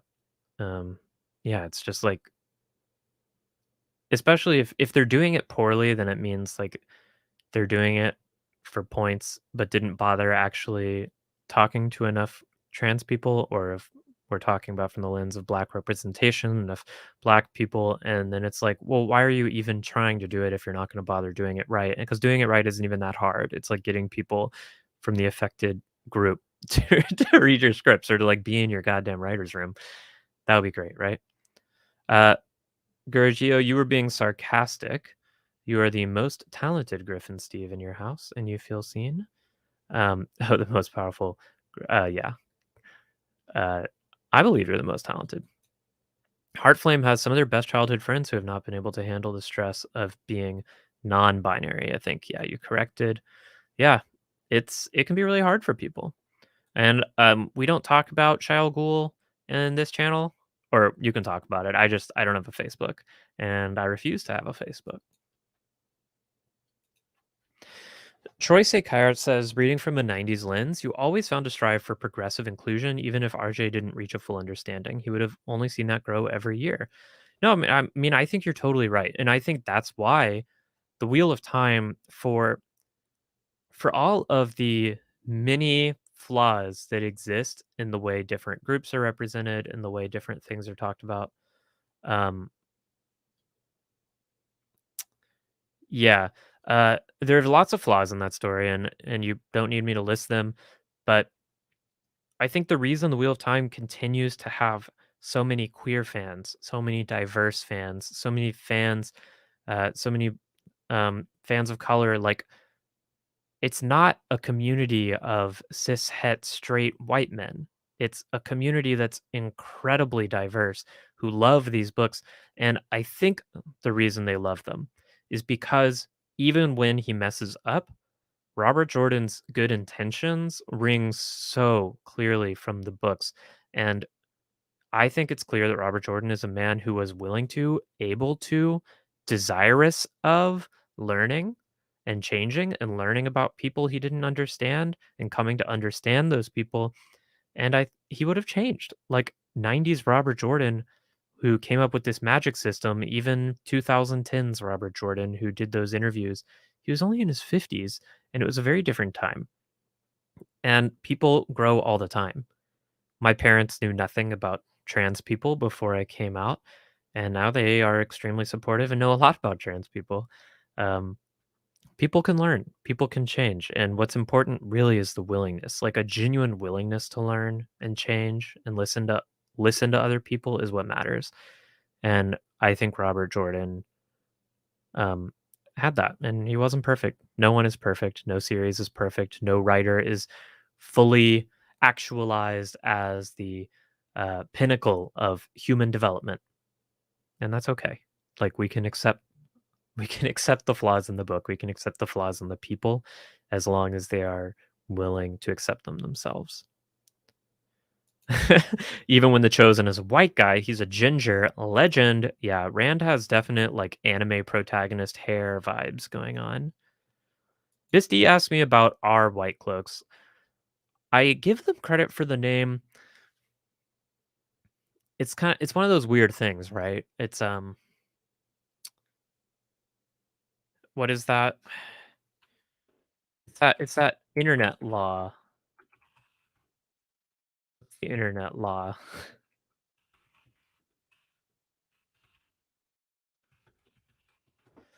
So Poe's law. Is it Poe's law? Yeah. Poe's law is that you can't successfully satirize extremist positions online, because there will always be someone who is genuinely even more extreme than the end you thought you absurdly reached in your humor. Yeah, Poe's Law. Thanks, everyone. Um, and so, like, our White Cloaks, why choose the name? It's funny to me because I'm like, yeah, they're a bunch of motherfucking White Cloaks, but why would you name yourself after the White Cloaks? Like, if they think they're right, or are they just like embracing the badge of being the bad guys? Are they like, yeah, White Cloaks are dumb, rigid bigots who like repeatedly almost lose lose Tarmogoyf for the light over the course of the series by trying to kill Perrin and kill Rand and kill Morghese, and like they fuck up the world so much, right? Why name yourself after them? Because it seems like a point of pride. I don't know. It's weird. I don't get it. It's like it's irony, but what is the joke? Like, what are you saying? Is it ironically pointing out that other people will see you as White Cloaks and you're aware of that, but you're embracing this identity that other people would label like bigoted and dumb, but you're proud of that? And so it's like kind of a staunch thing. Everyone hates them, but they think they're right. Um, yeah. But the White Cloaks aren't right in real life. That's what's wrong to me. It's like you label yourself White Cloaks as a huge self-own. And I know it's a silly joke. It's funny. It's a funny name. It's a funny name. I'm giving it too much thought. Troy Sekar is sending some positivity and love to all in the chat and to us. And thank you so much, Troy Sekar. Marissa, we were talking about our White Cloaks. But now, because Troy Sekar has graced us, and we're so thankful he did with this urging towards positivity, we will move on. We will move on. Yeah, you can be drawn to the irony without completely understanding why. Yeah, anyway, we're going to move on. Troy Sekar, thank you. Thank you for this injection of positivity. And we're going to return to that good shit. We're going to talk about episode 6 and specifically that gay shit. And I want to say I love it. I fucking love the gay shit. Episode 6, not a perfect episode to me. Some weird like pacing issues and something felt rushed. And I'm not an editor or a screenwriter, so I can't like say this is how they should have written it or edited it. But as a viewer, it felt weird and rushed to me at times. That said, the scenes, the multiple scenes with Moiraine and Swan were perfection. How could they have done better? They were incredible. Did anyone else squeal because Boggy squealed? I didn't squeal. I just exchanged very pleased, knowing glances with Maddie, who was sitting next to me while watching. Uh, yeah, like watching them interacting in the tower. Marissa, $20 for the queers. Thank you so much, Marissa. Oh God, I need to get like a fucking video or something we play for the queers. That's so nice, Marissa. Thank you so much. And this show, episode 6, was for the queers, and specifically for the lesbians and the bisexual women, for the WLWs, for the gender queer, gender exploring homoerotics amongst us. Yeah, I mean, I'm trying to think like I know I've seen gay stuff portrayed in media, and I know I've seen lots of lesbian stuff, but lesbian stuff when it's portrayed is often like so fetishized and it's presented clearly for men, and like the women aren't being presented in a lot of lesbian depictions as like they aren't women acting for themselves, right? They're sex toys acting for a male audience. Not the case with Moraine and Swan. Moraine and Swan are not just like hot co-eds. This is a deep fucking romance, literally for the ages, as Moraine implies.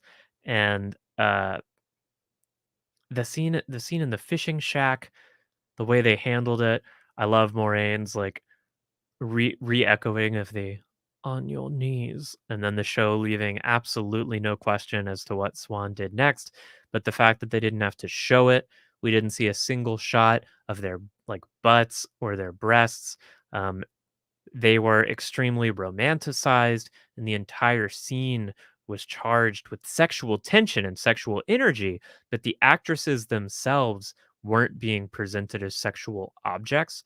And I thought it was like really, really well done and exemplary.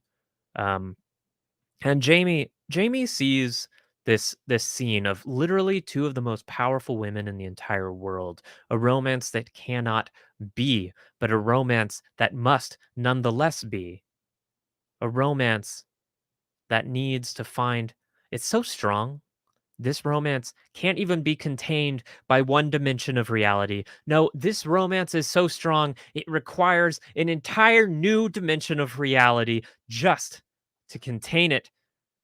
And Jamie R sees this and asks the very most important question was, wait, was it a dream shard? Like, okay, let's back up and figure out exactly the rules of the ter'angreal. And look, I was wondering it too. We're all nerds here. We were all wondering about that freaking ter'angreal. And I think it was a people say sleepweaver, people say dream shard. I mean, I think it was a Teleron Riod ter'angreal. I don't know that it's necessarily any more detailed than that. Get the exact definition of a dream shard and not the one from World of Warcraft.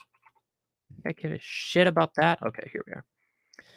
A dream shard is a pocket dimension created by a channeler that exists between the real world and Teleron Riod, and the creator of a dream shard has complete control over the contents of the dream shard and the people that are brought into it. And Ishamael used them very often, and that's what he would like drag the boys into in episode 1. Ooh, I totally forgot about dream shards. Thank you, Mark. Uh, I totally forgot about dream shards. This could very well be a fucking dream shard, like a little swan fishing shack dream shard, and that's all it is. I was kind of wondering if, because Moraine went and like checked the painting to see what it looks like in episode 5 and seemed relieved when she saw it. I'm wondering if the contents of the painting change to basically like communicate to Moraine whether or not she's invited, whether or not the window will be open to her, maybe give her some time of when and where. Um, Bisty thought it was teleportation. I don't think it was physical teleportation just because traveling would break the series. Like, if they had traveling, even if they had to do it through ornate painting boxes, and Swan and Moraine had access to those traveling ter'angreal, Moraine wouldn't be riding a horse up and down the wetlands looking for the dragon. Um, I think it's definitely something extra dimensional. The question is basically, is it Teleron Riod or is it a dream shard, a pocket dimension, sort of a rope trick for a D&D wizard? Um, yeah, that's cool. Lan probably wouldn't be able to walk down the damn hall if she hadn't blocked the bond. Oh god. Lan, that's an underrated thing I hadn't considered about the border bond, that Lan gets to experience the female orgasm via Moraine if she lets him. Very interesting. It seemed like they hadn't seen each other in a while. If it was the dream, couldn't they have met up before? Well, I think they needed that shack, that not the shack ter'angreal, that painting ter'angreal. But it does demand the question. And notice I'm not saying beg the question, which I could get into for very pretentious philosophy major reasons that do not matter. But it does demand the question, why hadn't Moraine just brought it with her? And Bisty gives us an option. Maybe it only goes 50 feet. I guess that could work. But yeah, she should probably have that painting with her. And she should probably bring it with her into exile. I don't know what's going on there. Troy says that's the perfect word. Beautiful romanticism without unnecessary eroticism or exploitation. Yeah, and I'm okay with that. And like honestly, I'm okay with as much freaking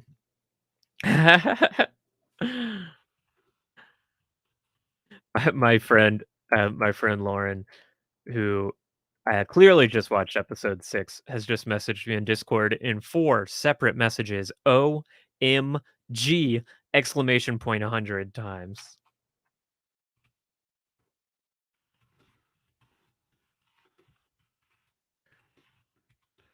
Uh, yeah. Swan beckons more into her love shack. Yes. Now she's just messaging me on your knees a bunch of times.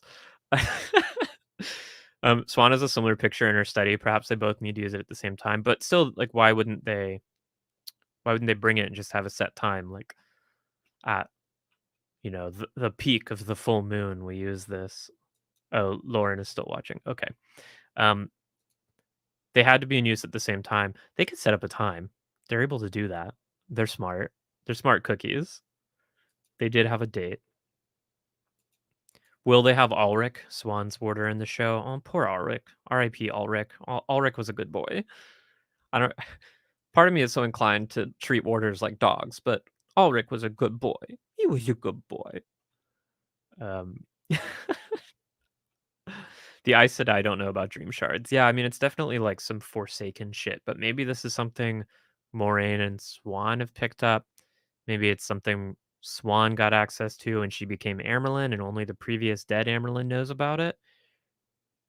I don't know. I mean, if any other Aes Sedai knows what that Terangrial is, they'd be very suspicious that Moraine has it in her room, and they'd probably be like, "You and the Amerlin have the exact same dream shard Terangrial. You know, the Amerlin who we're supposed to believe hates you, and it totally isn't your gay lover." Let me ask y'all a question. Not actual traveling. Yeah, I don't think it's traveling. I think it's TAR or a dream shard. Border collies. Hilarious. Hilarious, dude. I fucking love it. That finger touch when Moraine retakes the oath. So when Moraine retakes the oath and her oath is like magically seared to her bones that she's desperately gaily in love with Swan, do you think the other Aes Sedai noticed the finger touch? Or do you think any other Aes Sedai had a chance of overhearing what Moraine was saying? I don't think like from what I'm getting from the show they did, but it's pretty bold to do that shit right there in the hall of the tower. A bunch of women who can just embrace Saidar and get super hearing. Yes, their fucking marriage vows when they took their oath to each other. And when Moraine promised to return whenever Swan called her back. That's so fucking good. Moraine Swan is so much better than Moraine Gareth Bren and Swan Tom. Like, let me lay out the scenes we get with Swan Gareth Bren, because when people gush over the sheer lesbianity of Soiraine and how gay it is, people on Twitter love to point out the fact that Moraine and Swan are canonically bisexual. And I want to be clear about one thing. I don't want to take away from any bisexual representation in the show, and I don't want to invalidate any bisexual identities, and I don't want to invalidate any meaning that any bisexual person got reading these powerful characters and seeing them being bisexual. However, as a bisexual person myself, I feel safe saying that Swan and Moraine are super gay for each other. And even if they are like bi, even if that's their sexuality, who gives a fuck? Like, why would Swan pick Gareth Bren over Moraine? Like, look at what we have. We have two hyper powerful, incredibly strong, brilliant magic women who trained together, who are bonded together by a secret that is literally world shattering in its potential. Two women who have sacrificed time together, which they clearly love each other and want to be together, and they have sacrificed this in order to pursue this mission that's greater even than their own love. And just like this story of these women put in this position by fate or destiny, who aren't able to live out the life they should have had together because they've been called to something greater, because Swan is the Amerlin seed and isn't allowed to have relationships, because Moraine has to find and protect the Dragon Reborn to save reality itself. And yet their love persists, and yet they maintain hope that in another age, in another turning, they will get to be together as they should have been in this age. You want to take that story that they've set up and you want to say, that's nice. What I'm really more interested in it is watching Swan stubbornly wash Gareth Bryn's clothing, uh, as, like, a weird kind of, like, sub-dom power play thing. It's not weird. If that's your thing, no judgment.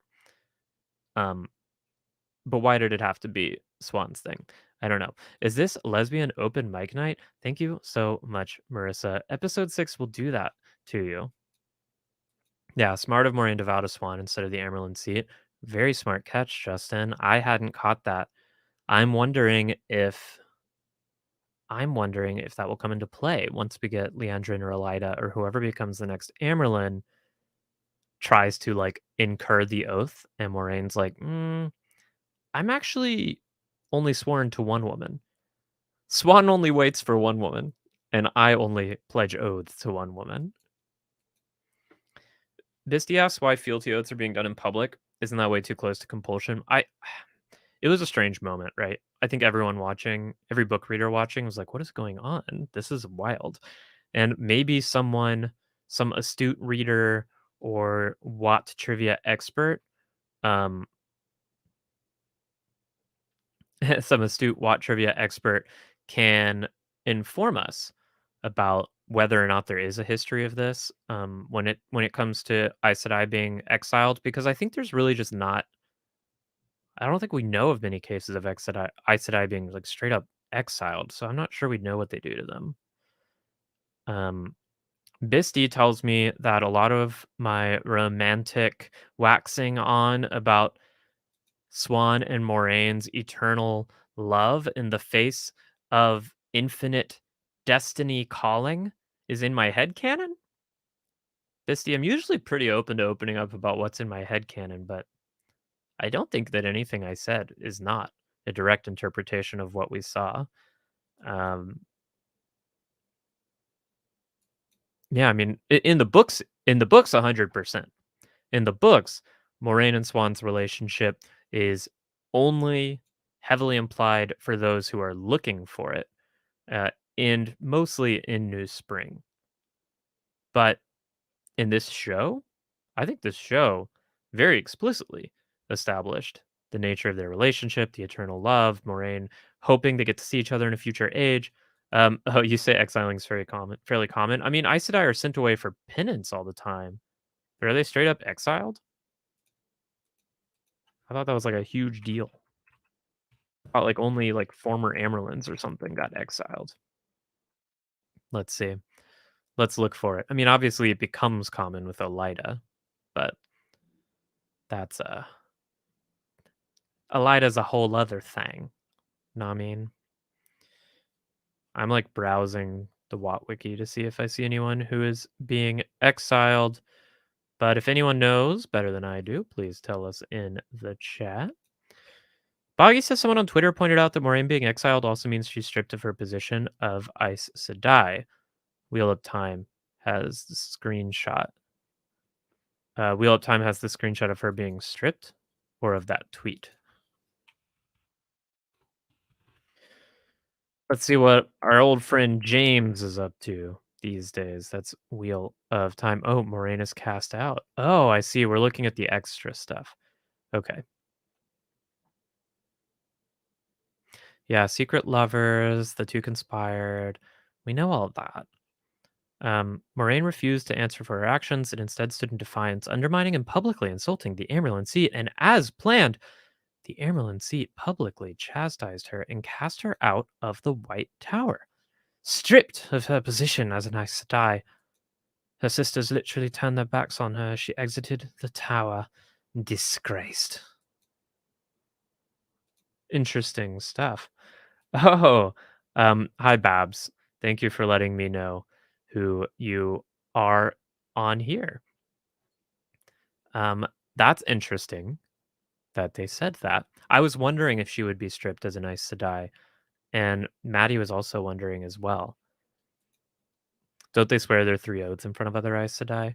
Yeah, I mean, they do swear their oaths in front of the other Aes Sedai, but it is like, if I'm remembering correctly, when Elida tries to make sisters swear an oath of fealty to her as the Amerlin seat, that's like a huge violation of Tower law. Like the Salidar Aes Sedai are freaking out that Elida has added a fourth oath. Marissa, you're not sure how you feel about Moraine being stripped of her Aes Sedai-ness. It makes me wonder two things. My first thing I was wondering about is, did Moraine recant the original three oaths? Because I thought Aes Sedai who left the tower recanted the three oaths so that they could like retire. But maybe that's no, I'm sorry. I'm wrong. That's something Egwene institutes as Amerlin, that Aes Sedai can retire and release themselves of the three oaths later, right? Please correct me. I'm wrong all the time.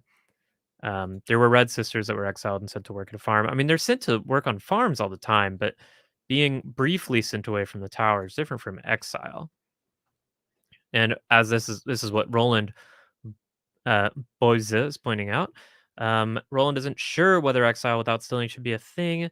You think they also established in the show that strong channelers are not left outside of tower control, and I think that is true. Dark One State says that's correct. They became the kin. Yeah.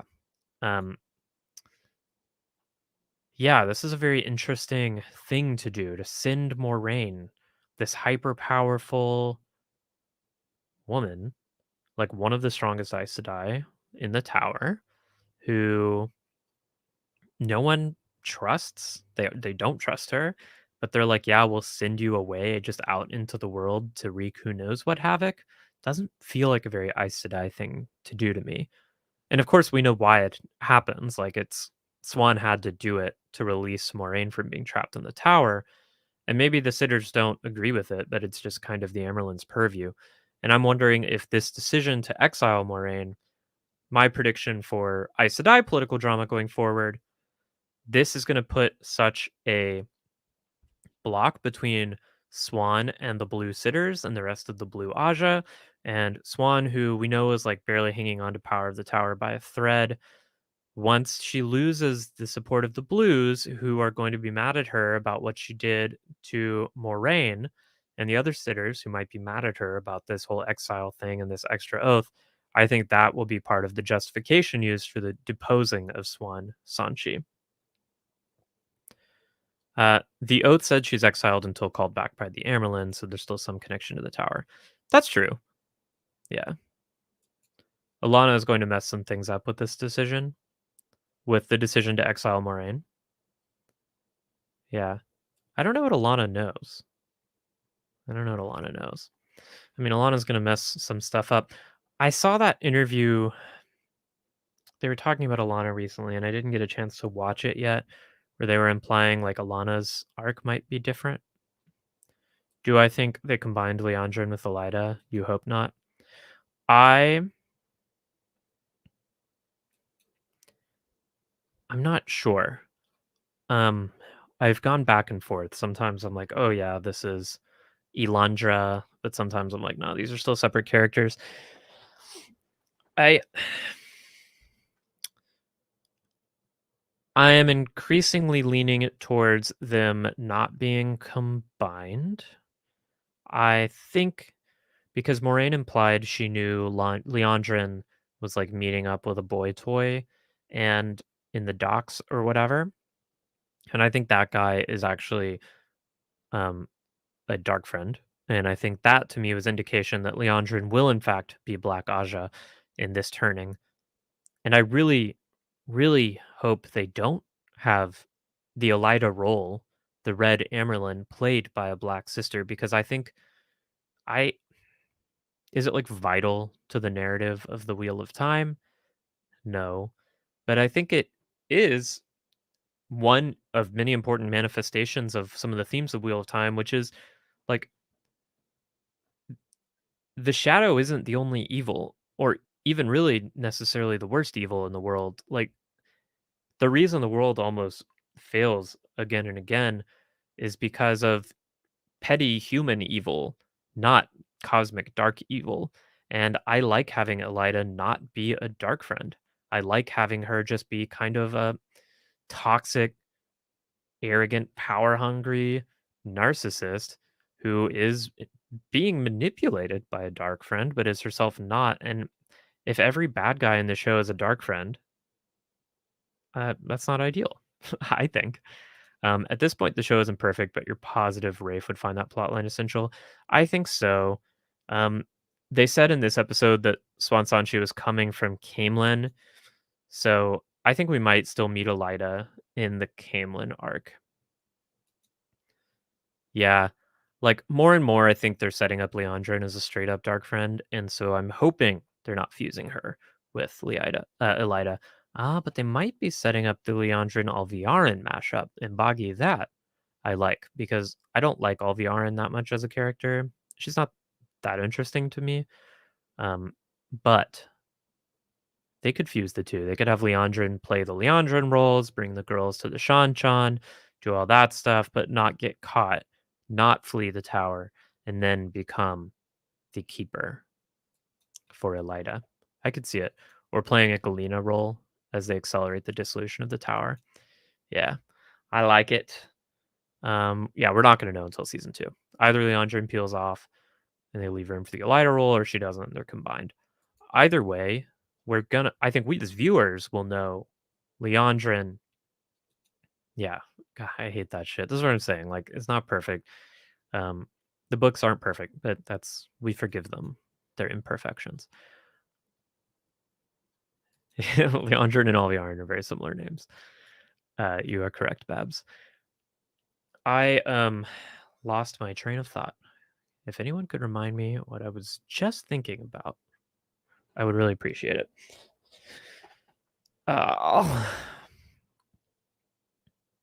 Okay. I don't know where I was going.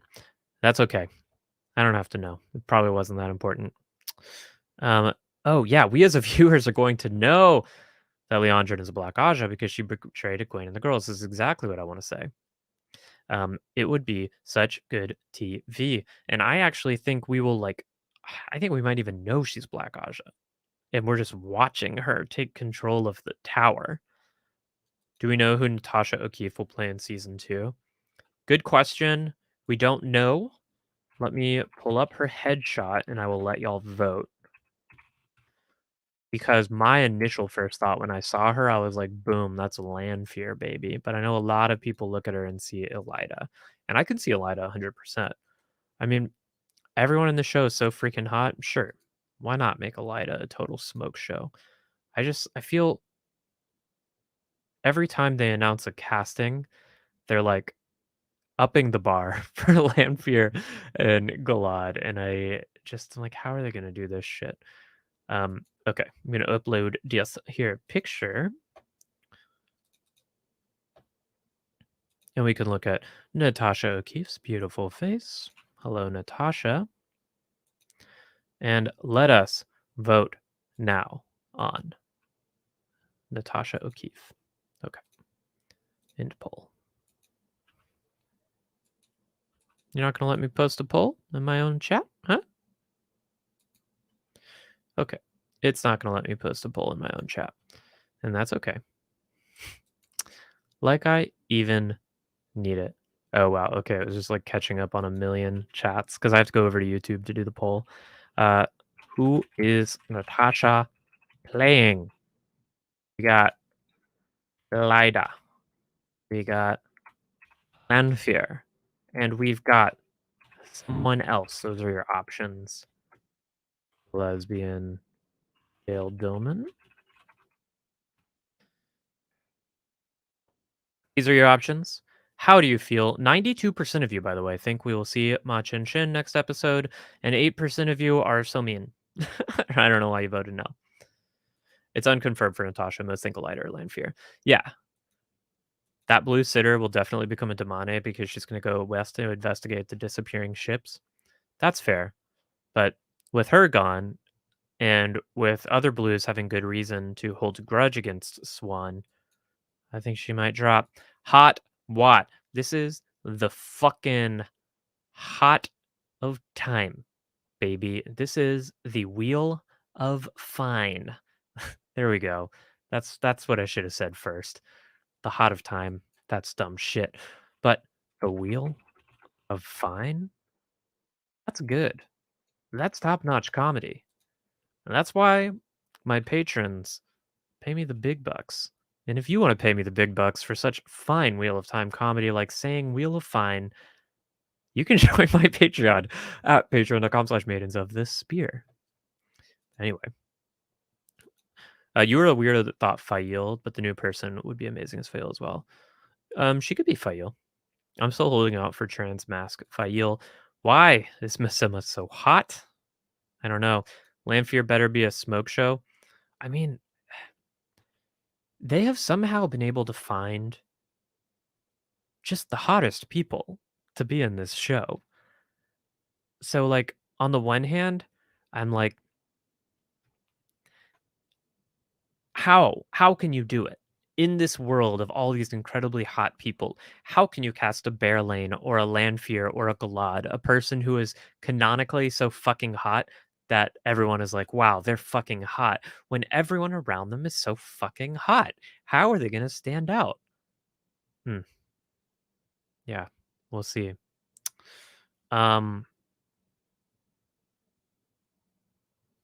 You think that she would be a great Athan Mier? Interesting. I think the Sea Folk are always described. They're like one of the few groups that gets a fairly consistent, kind of like skin tone description. And they're all pretty dark. But hey, anyone can be anybody in this show, and I love it. We don't need any groups not to be diverse in my books. Let's diverse them all up.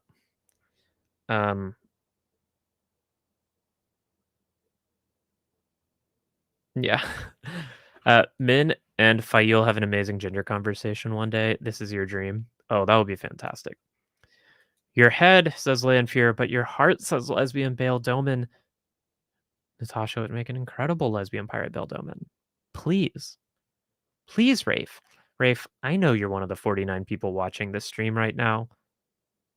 And I need you to recast. I know you've already started shooting up season 2. Delete it all. Delete all the footage you have. And just recast Natasha O'Keefe as lesbian pirate Bale Doman. And film an entire 8-season show purely about her adventures.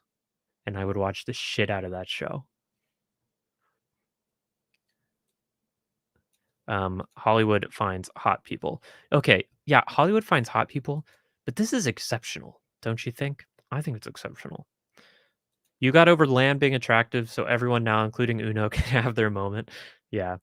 I mean, Lan, obviously, Daniel Henney. Daniel Henney is a masterpiece of a human being, sculpted by the creator himself, someone might say.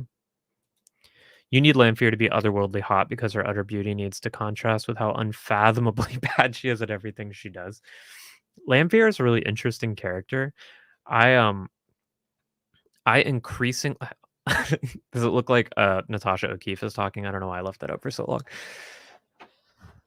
More on my rereads, like on the one hand, does Lanfear totally fail at every attempt to scheme that she has?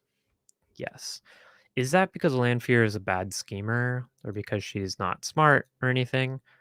I don't think so. More and more, I read Lanfear as someone who just like doesn't give a fuck. She's like not trying that hard. She cares about one thing, and that is getting lose motherfucking Theron, grabbing the Choden Call, and taking on the Dark One and conquering reality. She's just a girl with a dream. But like all the Forsaken shit, like Lanfear is only as Forsaken in like the scarcest way. Alana actually, Lanfear is actually a dork and not a Dark Lord. Yeah, Lanfear is the scientist who released the Dark One. Like, if anything, she probably joined the Dark One because everyone was so pissed at her. They were like, oh, good job, Miran Safied. You drilled a hole in reality and unleashed a cosmic evil. Thanks a lot. Like, the thanks Obama meme of the end of the Age of Legends was just thanks Miran. And I think she got so tired of seeing that trending on Age of Legends Twitter that she joined the Dark One out of sheer spite. Also, she was locked up for 3,000 years She's clouded by her horniness for Luz. Can you blame her? No. Yeah, she hates the rest of the Forsaken. I'm just a Forsaken standing in front of a boy, knowing that that boy is the reincarnation of the 3,000-year-old ancient wizard king, and hoping that he takes me back.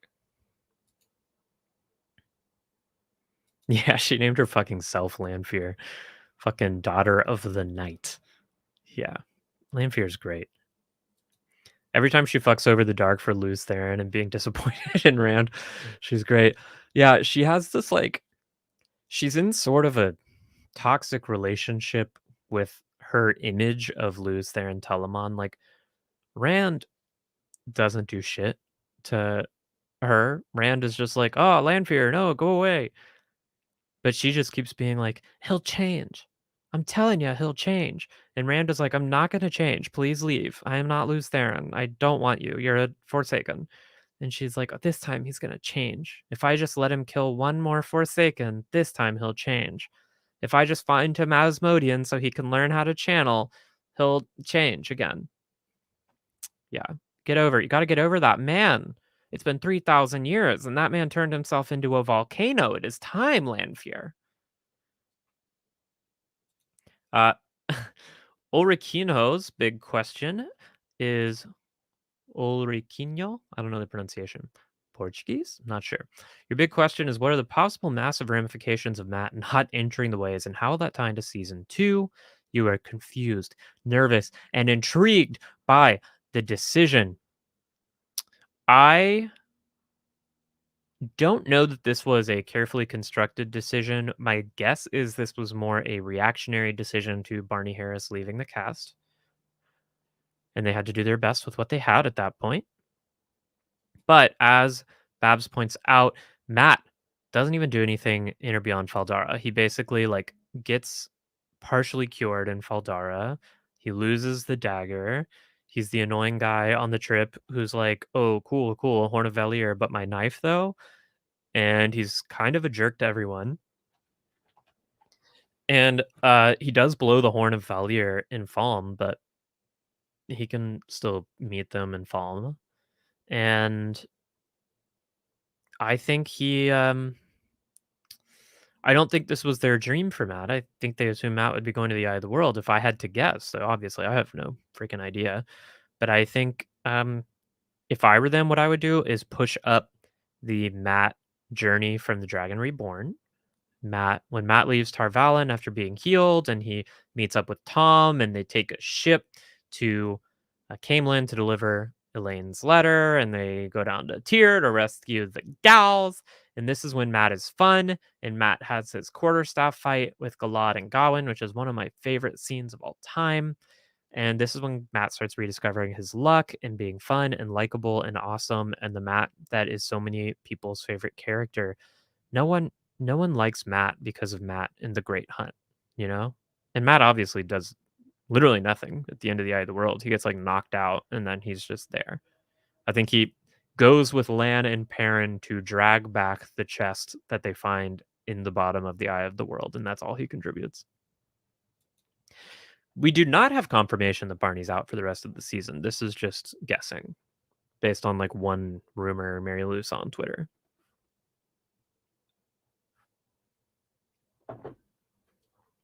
Yeah, we got Dagger Matt, right? We got Dagger Matt. Do we need more Dagger Matt? Do we need to watch a guy just be like a huge dick to his friends? I don't fucking need that. Give me gambling addict. I'm not a bloody lord, not a bloody hero, but I always keep my promises and I gotta save my girls, and I'm gonna break into the fucking impregnable stone of Tyr by blowing up a bunch of fireworks. Matt Cawthon, baby. Give me the Matt Cawthon. I don't need Dagger Matt. Fuck Dagger Matt. Dagger Matt's lame.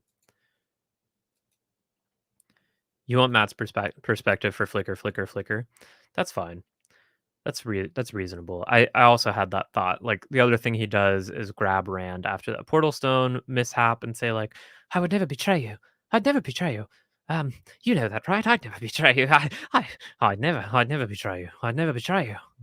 Anyway, fuck up G&G. Perfect introduction of Donal, motherfucking Finn. I hope. Yeah, God, if they cut that scene, I'll be so sad. So sad. Patton Fan was in Tarvalin, so maybe he steals the dagger there. Yeah, I think there's plenty of ways around this. We want dice, Matt. We want dice in the head, Matt. We want blood and bloody ashes, Matt. Do you think they will try explaining the recasting in the show universe? Nah, I don't think they will. I think recasting is just a reality of making television, and I think a little wink, wink, nod, nod to the audience would be Um, I think it'd be a little cheesy, fourth wall breaky. For me, it would push me out of the constructed reality of the show, just reminding you that it is casting and they are actors. So I don't think they'll do it. That's my guess. That's my prediction. Let's see. Yeah, I'll flirt with his best friend, Matt. um, why did Lanfear give Rand the female access key? I don't know, but I'm glad she did. Yeah, I also just read The Great Hunt. Well, I just finished The Dragon Reborn, but recently read The Great Hunt, and there is nothing worth keeping of Matt there. No, there's really nothing. Like, he's annoying. He doesn't accomplish much. The Gawain and Gauntlet scene with Donal would really give the non-readers the book experience. Totally. I'm like, I was watching this. There's like a video that's trending on Reddit or YouTube or I don't know why I watched it. One of the algorithms that run our lives now fed me a video of the 16-year-old bow staff world champion just like running around swirling his fucking quarterstaff around. And I just wanted so bad. I love a staff. I love staff work. I love when people use a staff. Ah, I got it right the second time. Well, I won't try again and I will leave it on a success. You don't want them to do fourth wall breaking. I don't think they will. I really don't. She didn't. She didn't what? What did I say? Man, I'm just talking so much I don't even know what I'm saying anymore. Oh. Oh, he found the female access key in Roydion. I think he found the male access key in Roydion. The female access key is in the Panarch's museum in Tanchico, right? At least when Egwene visits the Panarch's museum, she encounters a broken statue of a woman with a crystal orb that seems to suck the power in from her. But maybe there was another one. Um, I think Lanfear might have fixed it and brought it to the waist when she went up there because she was going to use it with Lews Therin when Lews Therin like totally changed. When Lews Therin totally changed and realized what he was missing in Lanfear, as he eventually will, and Lews Therin comes back to her, and she and Lews Therin live together happily ever after as arch Theodice rulers of the goddamn pattern itself. That's what she was hoping. Yeah, she could have just taken it. Matt is a bloodhound in the Great Hunt, and like barely, yeah, he bloodhounds in Falma to help identify um High Lord oh fuck, what's his name? Tarek, Toric, Torin, something like that.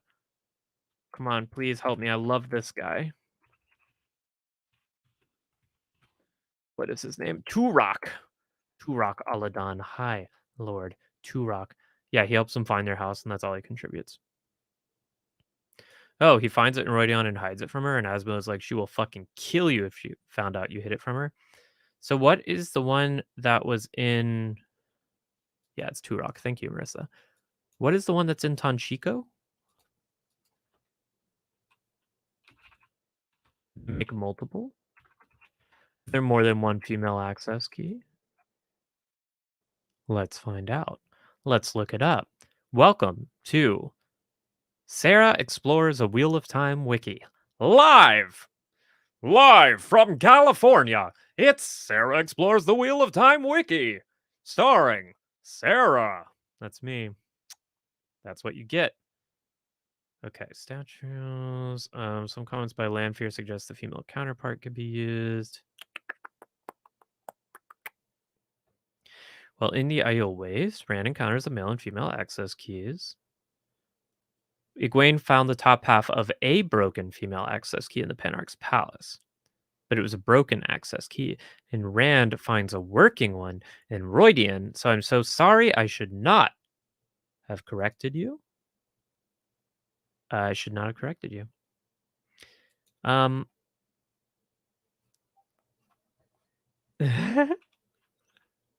Yeah.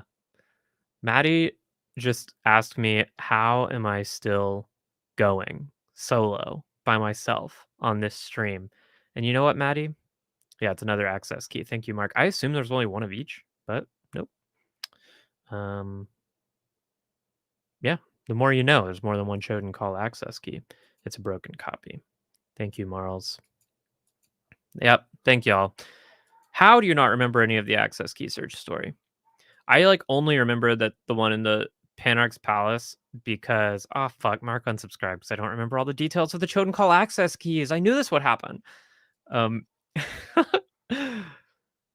Babs doesn't remember any of the access key search story. I only remember it because I literally just 2 days ago heard the chapter and heard, because I'm in audiobooks right now, where Egwene visits the Panarch Museum in Teleron Riod and finds the broken access key. But, friends, I'm fading. I'm fading rapidly, and I don't want to fade too rapidly. But I also wanna eat dinner, so I'm gonna do that. But before I go, I will show you, for anyone who hasn't already seen, let's watch A Very White Cloak Christmas, because I spent like 18 fucking hours making it, so let's watch it. Yeah? Yeah. I get to make the decisions. It's my stream. Oh. Before I do this, very last thing, couple things, last 17 things, I promise. 43% say Elida, 43% say Lanfear, 14% say someone else for Natasha O'Keefe. So we have no fucking idea. And we still have Vic interviews tomorrow. Vic interview, by the way, Mary Lou and I will be back at 11 when Mary Lou and I will do like our actual careful, thoughtful review of the episode. And at 5 p.m. PST tomorrow is the Vic interview. Vic is on set tomorrow, so we can't do it until 5 a.m. It is 4 a.m. for Oriquinho. Go to sleep. Good night. Okay, but let's watch this. Last thing. Also, thank you, patrons. All of you. You know who you are if you want to be a patron. Maidens of the Spear Slide. Patreon.com/Maidens of the Spear. Let's watch it. Introducing A Very White Cloak Christmas, filled with all of your favorite Christmas classics, like I'm dreaming of a white cloak Christmas. It's beginning to look a lot like Dark Friends.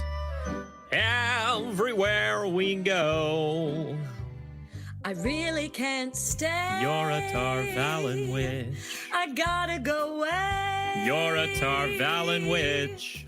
And of course, who could forget?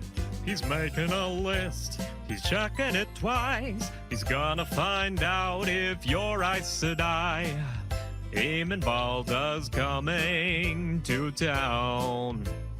You know that sun is shining and men are fighting, it's true. Oh boy, it's lovely weather to slay dark friends together with you. Everybody's waiting for the man with the hands, 'cause Balda's coming again. And that favorite of children everywhere. Jingle bells, parent smells the dragon laid an egg. The White Tower lost the power and the Dark One took ballet. Hey! Feliz Blanco Cloak. Feliz Blanco Cloak.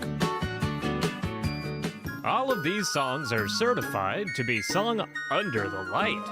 Oh, the weather outside is frightful, but that fire is so delightful. Said the little boy to the questioner, will you eat this sharp bird? Yellow sisters on an open fire. And an exclusive new track by Dane Bourne. Tarvalin Tarvalin witch, Tarvalin witch, Tarvalin witch, Tarvalin witch, Tarvalin witch, Tarvalin witch, Tarvalin witch, Tarvalin witch, Tarvalin witch, Tarvalin witch, Tarvalin witch, Tarvalin witch, Tarvalin witch, Tarvalin witch, Tarvalin witch, Tarvalin witch. This is some boy. This is some boy propaganda. It is. It is some boy media. Mary Lou is an incredibly good singer. Mary Lou is a professional singer, and I'm just so lucky that I have a friend who can sing like that, and that I can call up and be like, "Will you sing some White Cloak Christmas songs for me, real quick?" And she says yes, and then we get to do that. It is an incredible value. Only $19.99 Amadisian marks. Can you believe it? So good. So, will we take Tarvalin marks? Well, you know what, Mark? This answer was actually addressed in the video. If you paid attention, Mark. Yeah, she's a professional. She is a professional singer. She sings with a vintage music group. Oh yeah, she was flexing. And look at that, Mark. We accept all major currencies except for Andorran and Tarvalin because we do not want witch money. So no, keep your dirty witch marks out of here. Okay? Yeah, she was flexing. The real flex of that Mary Lou riff there, though, is she did all of this in one take. Like, I was just like, can you do All I Want for Christmas but you're Dane Bornhold? And we talked through the lyrics, and she was like, okay, let's do it. And then she just recorded it and it was done. And she only had to do it once. Whereas I have an hour of video of me singing all of these songs over and over again to try to get takes that I was okay using. Yeah, Mary Lou's ridiculous. She's so good. Okie dokie, artichokes. Well, I think that'll be it for me tonight. What else do we want to do? What else do we want to do? Oh, I know what we want to do. We want to thank our patrons because, of course, we want to thank our patrons. I love my patrons more than I love my own family because my family doesn't give to me on Patreon. They think that giving me love and emotional support and affection is enough, but they're wrong. Giving me $3 a month is enough, Mom. Anyway. Because we got Babs, Ash, we got Back That Ass Up, Natalie McCartney, Paige Smith, we got Balance Gaming, Catherine Fink, Mistress Dovier, Katie, we got Troy, Say, Carr, we got Bryant, Detective Mosley, Ian Stark, Joshua Jones, Kitty Cat, Fudgy Trump, we got that Axie, Boggy, we got Too Much Food, we got Aero, Peasants in the Mood, we got Roland Boyzik, Cat G, we got DES, Marissa Swank. And there's a new one on there. That is a Troy Sekar, I think, just joined tonight. And you can be like Troy, and you can join tonight, and I will love you forever. And in fact, our love will span the ages. Marissa's telling me to go eat. Fine, I'm going to go fucking eat. Good night, everybody. I love you very much. I hope you have a wonderful night, and I hope to see you tomorrow morning at 11 a.m. PST. Bye.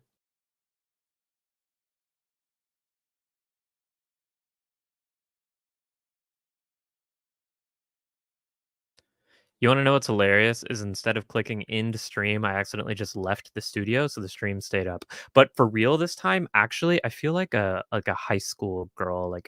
I'm like a high school girl on the phone with her girlfriend. And I'm like, no, you hang up. No, you leave my stream. No, you leave my stream. No, I'll leave my stream. Bye, everyone.